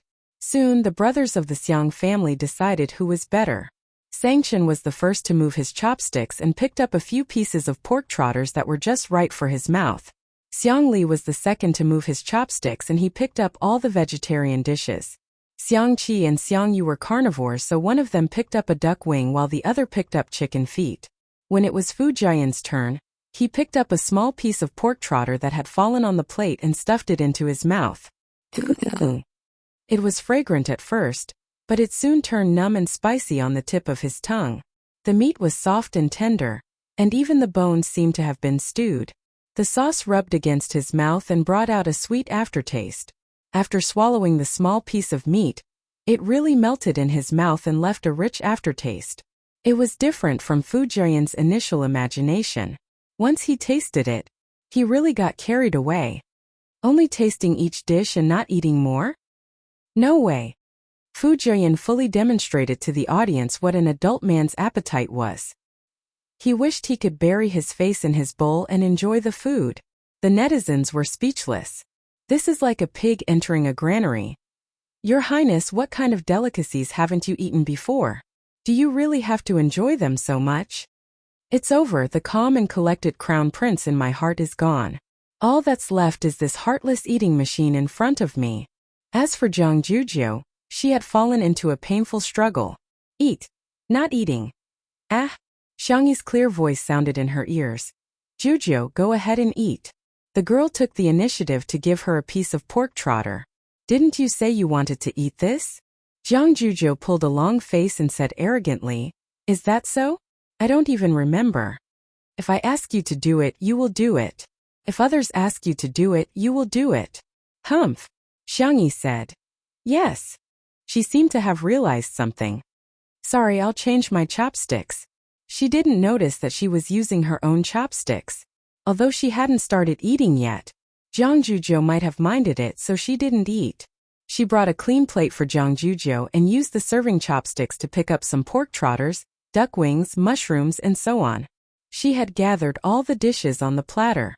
Seeing how careful Xiangyi was and how she treated her like a stranger, Zhang Juzhou was furious. Do I have to eat just because you asked me to? Why should I listen to you? Chapter 405. Xiangyi looked at Zhang Juzhou in bewilderment with her clear eyes. She was the one who said she wanted to eat. Why is she angry now? Women are really unpredictable. In the live stream, there were inevitably some haters who came out to criticize Zhang Juzhou because of her attitude. Welcome, Chief Zhang is slapping the vase fairy in the face online. She can't be bothered to care about you and yet, she's giving you the cold shoulder. What a joke. I feel embarrassed for Xiangyi even through the screen. You should check if you're worthy of being friends with Zhang Juzhou or not. The actress is obviously jealous. Zhang Juzhou has already said that she wants to lose weight, but she's deliberately making Zhang Juzhou eat greasy and high-calorie food. What is she up to? She's so evil. The brothers of the Xiang family glanced at Zhang Juzhou. She couldn't hide her thoughts from them, but they couldn't be bothered to get involved in the matters between girls. Hence, they continued to eat separately. Xiangyi thought about it and said in a warm voice, Don't eat then? Do you have any other dishes you want to eat? I'll make them for you, or I can order some takeout for you like a light salad. Perhaps Zhang Juzhou just didn't want to eat the food she cooked. Xiangyi felt that she shouldn't force her. Zhang Juzhou glared at her. Is that how you persuade people to eat? Xiangyi was slightly embarrassed. I'm really not very good at this. For example, Zhang Juzhou's grandmother was very good at persuading people to eat. Whenever there were juniors in the family, she would enthusiastically make them eat. She would only persuade them to stop eating if they couldn't eat. Humph. Zhang Juzhou picked up her chopsticks and said arrogantly, Since you've already cooked, I'll try it. I'm telling you, if it's not delicious, I'll spit it out. Xiangyi nodded obediently. Atrocious. How can I be so cute? The tips of Zhang Juzhou's ears turned red. She avoided Xiangyi's gaze and lowered her head to scrutinize it. She then chose the tender and glossy pork trotter and took a bite. The world seemed to have suddenly frozen as the hustle and bustle turned into silence while the colors turned into black and white. Zhang Juzhou felt as if there were fireworks exploding in her head. Then a white light appeared in front of his eyes, and all of his senses became dull. Only his sense of taste was magnified countless times. He could acutely sense that the thick gravy was wrapped in the bouncy meat that was rich in collagen. It was extremely invasive and occupied his taste buds unstoppably. His saliva was secreted rapidly and he swallowed it down his throat. "How is it?" Xiangyi asked.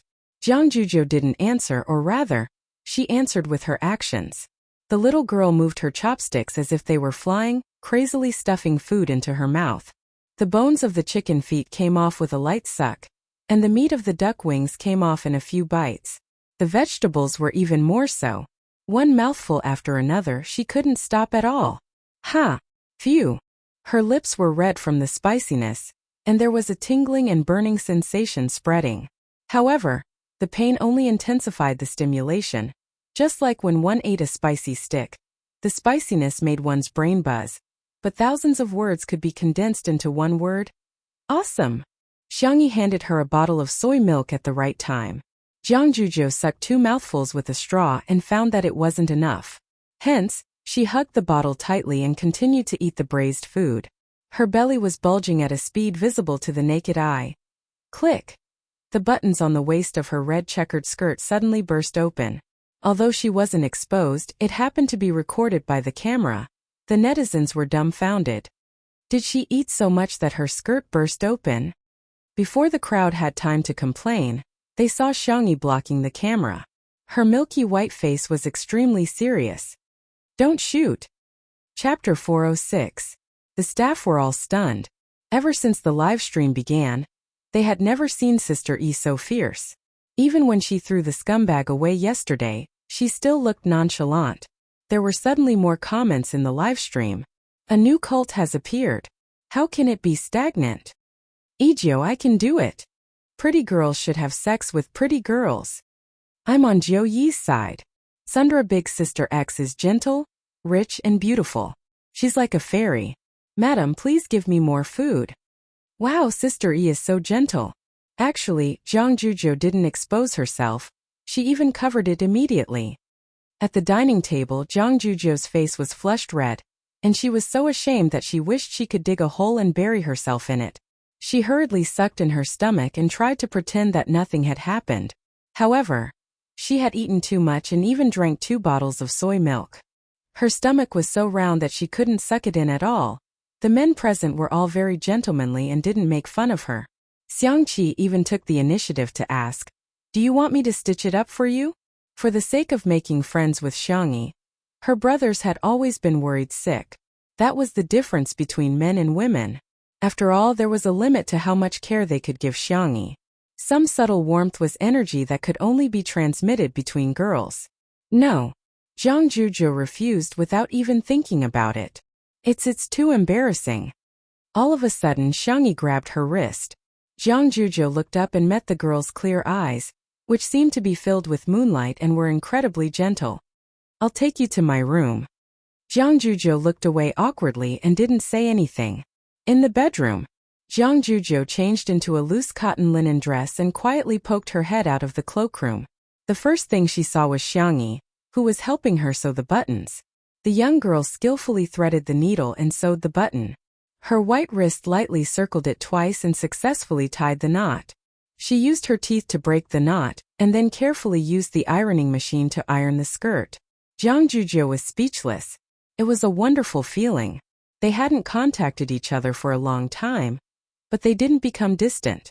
But thinking of what Qin Wanyan said, Jiang Zhuzhou felt a little awkward. Xiangyi noticed her. "Do you want to switch back? Or are you going to wear mine first?" Jiang Zhuzhou deliberately said fiercely, "Does your heart ache to wear your clothes? That's not what I meant." No. Jiang Zhuzhou covered her ears and said, "I'm going out to eat." She went to the living room and sat down at the dining table. She hugged the pig trotter and began to gnaw on it. The Xiang brothers and Fu Jian had already moved to the sofa lounge. Fu Jian was perplexed when he saw this scene. "Isn't she on a diet? Why are you still eating so much?" Xiang Li sipped his tea and said, "Mr. Fu, you must be single." Fu Jian was shocked. "Huh? Dr. Xiang, how could you tell? You guys are too good at scientific research." Xiang Li smiled but said nothing. Li Jianyu interacted with Zhang Jujiu. Sis, what do you think of Sister Yi's culinary skills? Not very good, she said in a peeved tone. But you're enjoying your food. Even your dress has been ripped apart. Why are you still lying? Aren't you friends? Why are you taking the lead to slander Sister Yi? The word friends hit Zhang Jujiu's sore spot. She turned her head and said fiercely, I'm not friends with her. I unilaterally declare that she and I are biological sisters of different parents. There was an uproar in the live stream. Chapter 407. Does this mean that Sister E is her best friend? Bullshit, she clearly treats Sister E as her best friend. The haters stared at their keyboards in bewilderment. Someone like the Vase Fairy actually had a friend, and a close friend at that. Are we not fast enough to type? Before they could even argue, they got slapped in the face. In the production team of Eating Well for All 3 Meals, the director had arranged for someone to keep an eye on the movements of 2 under one roof. After hearing about this matter, everyone was even more convinced that there was definitely a script. Poach her. Poach her immediately. Poach her with an annual salary of 1,000,000 yuan. In the living room of the manor, Xiangyi stared at Zhang Jujiu in shock, unable to believe the scene in front of her. She subconsciously pinched her palm. The pain came clearly, confirming that everything at this moment was real. After Zhang Jujiu said those words angrily, her face, ears, and neck were all flushed and her shoulders trembled slightly. She was extremely ashamed, but she still pretended to be arrogant. Of course I don't care what she thinks. Even if she doesn't treat me as a friend, I won't take it to heart. Everyone was speechless. Miss, do you know that you're a tsundere? You may say that you don't care, but anyone who isn't blind can tell that you care a lot about it. Jujiu. Xiangyi murmured. Zhang Jujiu asked in displeasure. What? Xiangyi wanted to say something, but when she was about to say it, she habitually asked, Do you want to eat dessert? Zhang Jujiu was even angrier. Is it that difficult to say that I treat you as a friend too? Is it that difficult? Xiangyi was actually a little embarrassed. Besides, she didn't have any close friends and didn't know how to get along with Zhang Jujiu at all. Hence, she could only treat Zhang Jujiu like how she had successfully wooed her brothers. What do you want to eat? I'll make it for you, Zhang Jujiu said seriously. When her brothers heard this, their expressions were different, but they all felt the same. They were a little jealous. Xiangyi's words were like a password to Zhang Jujiu, but they could easily decipher it. When his younger sister said, I'll cook for you, there was basically no emotional meaning behind it. She simply liked to cook. When his younger sister said, I'll cook for you, it meant that she had a good impression of this person and was close to him. When his younger sister said, What do you want to eat? I'll make it for you, this meant that she had a strong impression of him. If it were a man, they would have suspected that Xiangyi was confessing. Zhang Jujiu pouted and said, I'm going to take an afternoon nap later, and then have afternoon tea. All right. I still want to go to the glass greenhouse to take pictures. Help me shoot. All right. I want to sleep with you tonight. Zhang Jujiu clenched her fists and said with a flushed face, You have to wear our sister's pajamas with me. Sure. Zhang Jujiu's eyes were glistening and she seemed to be trying to hide the joy in her heart. She lowered her head and took a few more bites of food, but the corners of her mouth were raised high. Her brothers. Was this the friendship between girls? In the live stream, the fans of the Ijo couple were celebrating. Sure Sui. Am I not worthy? Jujiu yes. Medic. Give me an injection of insulin. Woohoo, sleep together. Our Jujiu is the rightful wife. No one dares to refute, right? Sister E is so good at doting on others. Sob sob sob. Is this what sisterhood is like? Chapter 408. The netizens in the live stream chatted excitedly about the couple, and someone took screenshots of it and submitted them to a famous verified account. All of a sudden, they were all laughing and mocking Sure Sui. After Sure Sui attended the premiere and the celebratory banquet, Si Chuanbai showed her the trending searches. The man who had always been strict and meticulous was obviously trying to hold back his laughter at this moment. You've been despised by the netizens again. Sure Sui raised her eyebrows and noticed that he used the word again. After casually browsing through the process of the matter, he couldn't help but laugh. It's a good thing that Sister E has friends. After all, there was a 7-year age gap between him and Xiangyi, and the two of them didn't have much interaction in the past. However, he had seen how lonely she was when she was in school. She kept skipping grades and getting busy all the time. In his impression, Zhang Juzhou was the friend she had been hanging out with for the longest time. Si Chuanbai said, "You're quite open-minded. Should I praise you for having a good attitude? The Izhou couple has already been created." Shi Sui sat in the nanny van, crossed her long legs lazily, and slowly loosened her tie. Changed the navigation to the manor. Outside the window, light and shadows flashed and the scenery changed. The man said calmly, "Go back and teach the little girl what it means to be the main wife." Si Chuanbai was speechless. Indeed, he and the netizens were overthinking. So what if she's at Sundra? Shi Sui has never lost. While Zhang Juzhou went to take a nap, the live stream was paused and Li Jinyu announced for everyone to take a 2-hour break. Xiangyi was in a state of excitement and couldn't fall asleep at all. She ran to the kitchen, picked up a taro, peeled it, and got ready to steam it to make mashed taro. She remembered that Zhang Juzhou liked it. Suddenly, a few tall figures walked in from the kitchen. Xiangli came over and took the initiative to peel the taro for Xiangyi. After the acupuncture, his hand had improved a lot. Xiangyi was sitting on a small stool and playing with a game console. His hand speed was astonishingly fast. Xiangqi leaned against the wall lazily and yawned, wondering why Xiangyu had gathered everyone. Sangchen stood tall and slender. Even though he was dressed in casual clothes, it was difficult to hide his oppressive aura. He said indifferently, "Let the family meeting begin." Xiangyi was slightly startled. She was hesitating whether she should put down the taro, but then she heard Xiangli say, "Relax. We're mainly talking about whether that person will come back." Xiangqi felt as if he had been struck by lightning. My guess can't be right? Xiangyu looked up with a blank expression. Sangchen glanced at Lao San and Lao Si, who were asking for a beating. He forced himself to be patient and explained to them how Xiangyi's body had been possessed for the past year. Although Xiangqi was surprised, he accepted it very well. Xiangyu was a little confused. Xiangyi steamed the clean taro and the purple potatoes that were used for coloring.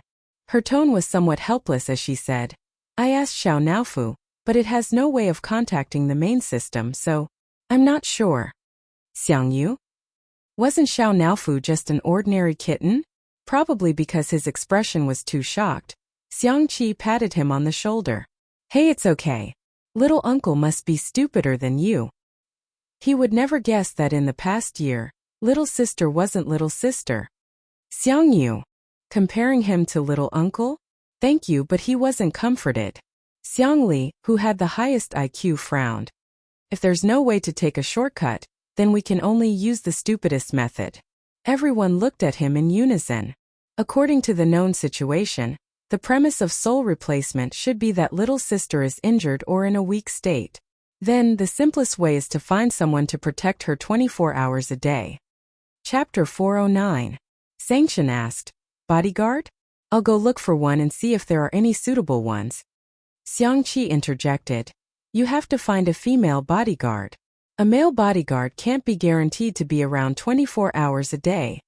Xiangyu's brain twitched. "A boyfriend can." In an instant, the three brothers cast murderous glances at him. Xiangyu wished he could die on the spot. He said, "I was just kidding, is it funny? Haha. Ha ha ha." He laughed dryly as cold sweat broke out on his forehead, for fear that his brother would teach him a lesson. Sangchen glanced at him and couldn't be bothered to argue with him. He said calmly, "I'll make the arrangements." Xiangli said, "I think I can apply for official protection of family members. Let me make a call to confirm." Xiangqi exclaimed, "I'll go ask around too." Xiangyu said, "I'll ask my friends too." The few of them were very efficient. As soon as the taro and purple potatoes were cooked, Xiangyi learned that she had 10 bodyguards. The corners of her mouth twitched. Isn't that a little too much? Actually, I can protect myself too. 10 is too much. Don't let your guard down." "Don't worry, I can afford it." Xiangyi had no choice but to accept their good intentions. After the family meeting, the brothers left one after another. After all, they all had things to do. After sending her brothers away, Xiangyi was a little melancholic, but she soon accepted reality. She cherished it even more because it was too difficult to get together. Zhang Zhuzhou woke up from her afternoon nap and scurried out of the guest room to look for Xiangyi. After wandering around, she saw Xiangyi in the kitchen. The young girl was quietly preparing the ingredients for milk tea, which were her favorites, such as mashed taro and taro balls.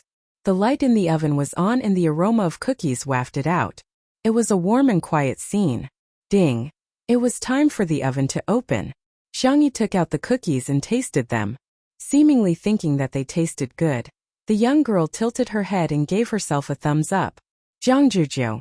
Ah, my sisters are so cute. Sensing Zhang Zhuzhou's gaze, Xiangyi looked over and said with a smile, "You're awake. Do you want to go for afternoon tea?" Zhang Zhuzhou folded her arms arrogantly and said, "Since you've already invited me, I'll consider it."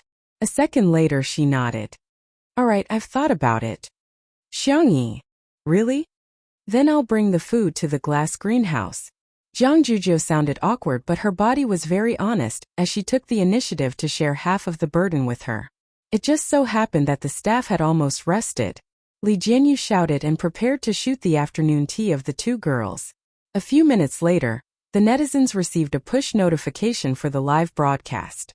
When they clicked on it, what appeared in front of them was a scene that looked like an idle drama. The wind was gentle, the clouds were light, and the distant mountains were beautiful. The sunlight was refracted through the glass, and the flowers and grass grew luxuriantly. On the round table covered with a lace tablecloth, there were delicate biscuits and milk tea. There were a few freesia in a slender porcelain bottle. The two girls were sitting opposite each other, leaning against the recliners and swaying slowly. The white and soft kitten was nestled in Xiangyi's arms, while the silly little Shiji was squatting by Zhang Zhuzhou's feet. Zhang Zhuzhou took a bite of the biscuits and milk tea, squinting her eyes in bliss.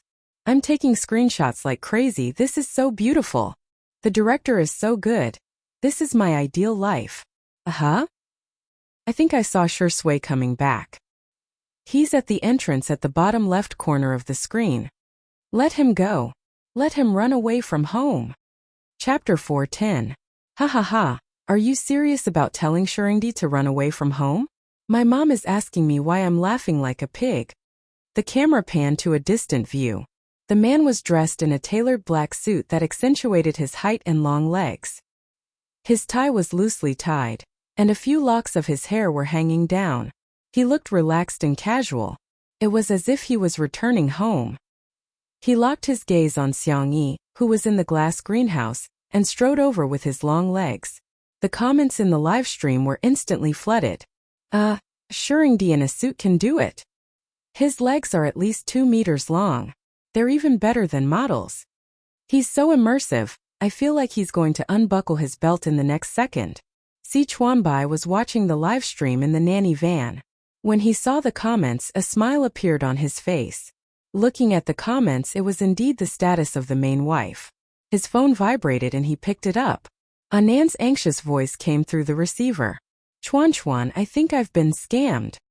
Chuan, don't you think it's strange to call him Chuan? It sounds like you're taking advantage of me. And it sounds a little strange. Si Chuanbai interrupted his nonsense. This little colorful guy always said shocking things.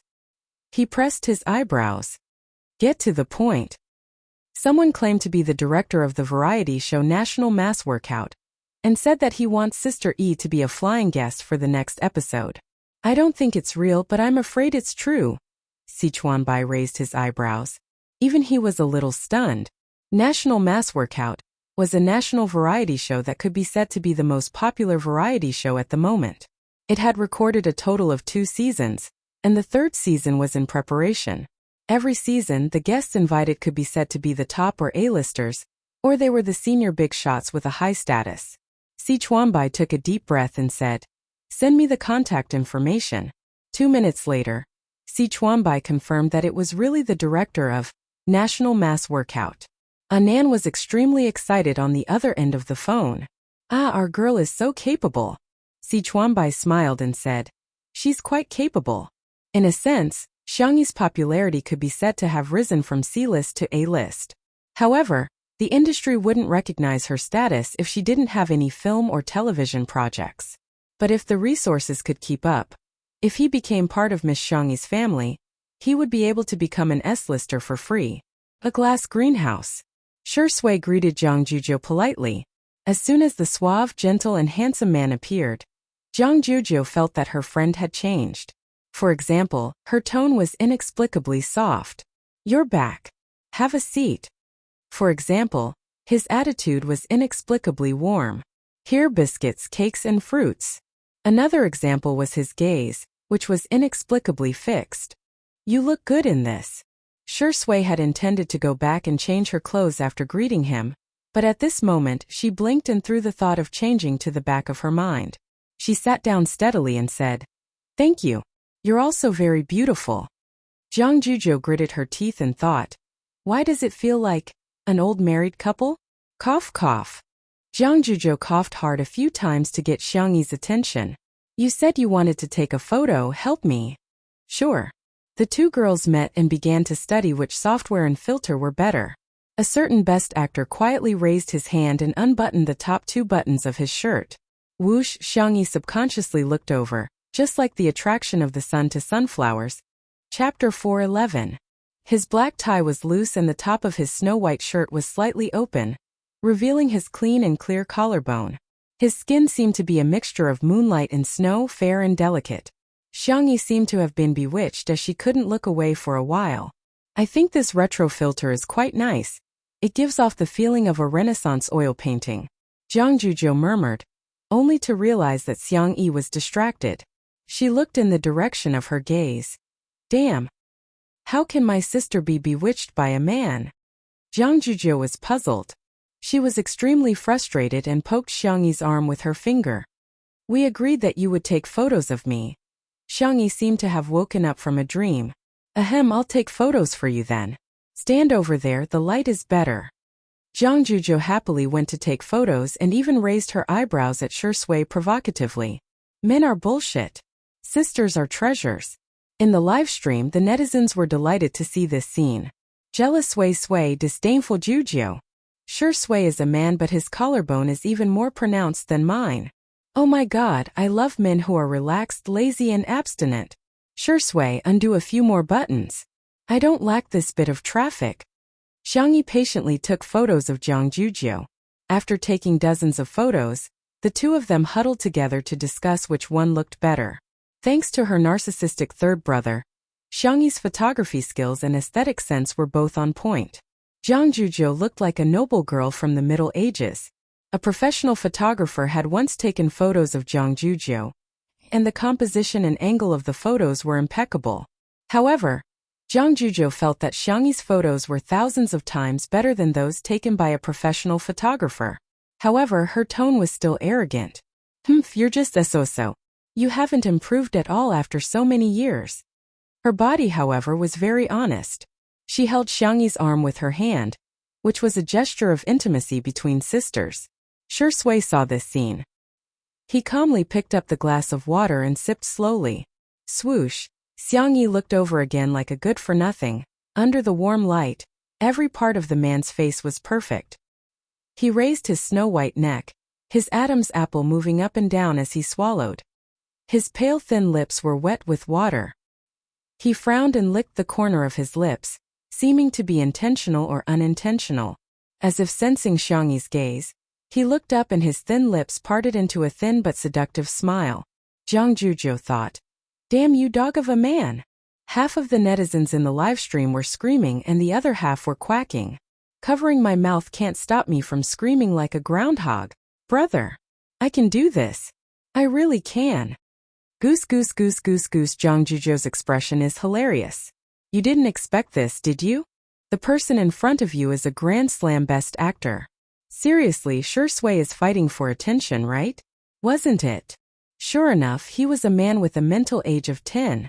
I laughed so hard that my neighbors within a 10-mile radius would have to rely on hearing aids for the rest of their lives. Zhang Jujiu gritted her teeth and thought to herself, "My good sister will never fall for such a dog of a man." In the next second, she heard Xiangyi ask gently, Do you want to take a photo? Sure, Sui blinked and said with an innocent expression. But I'm not wearing any makeup. Will I look ugly in the photos? I'm so envious of Sister E for making you look so good in the photos. Jiang Jujie was speechless. Isn't she just saying, Sister, you're so good at makeup. Unlike me who doesn't even know how to put on foundation?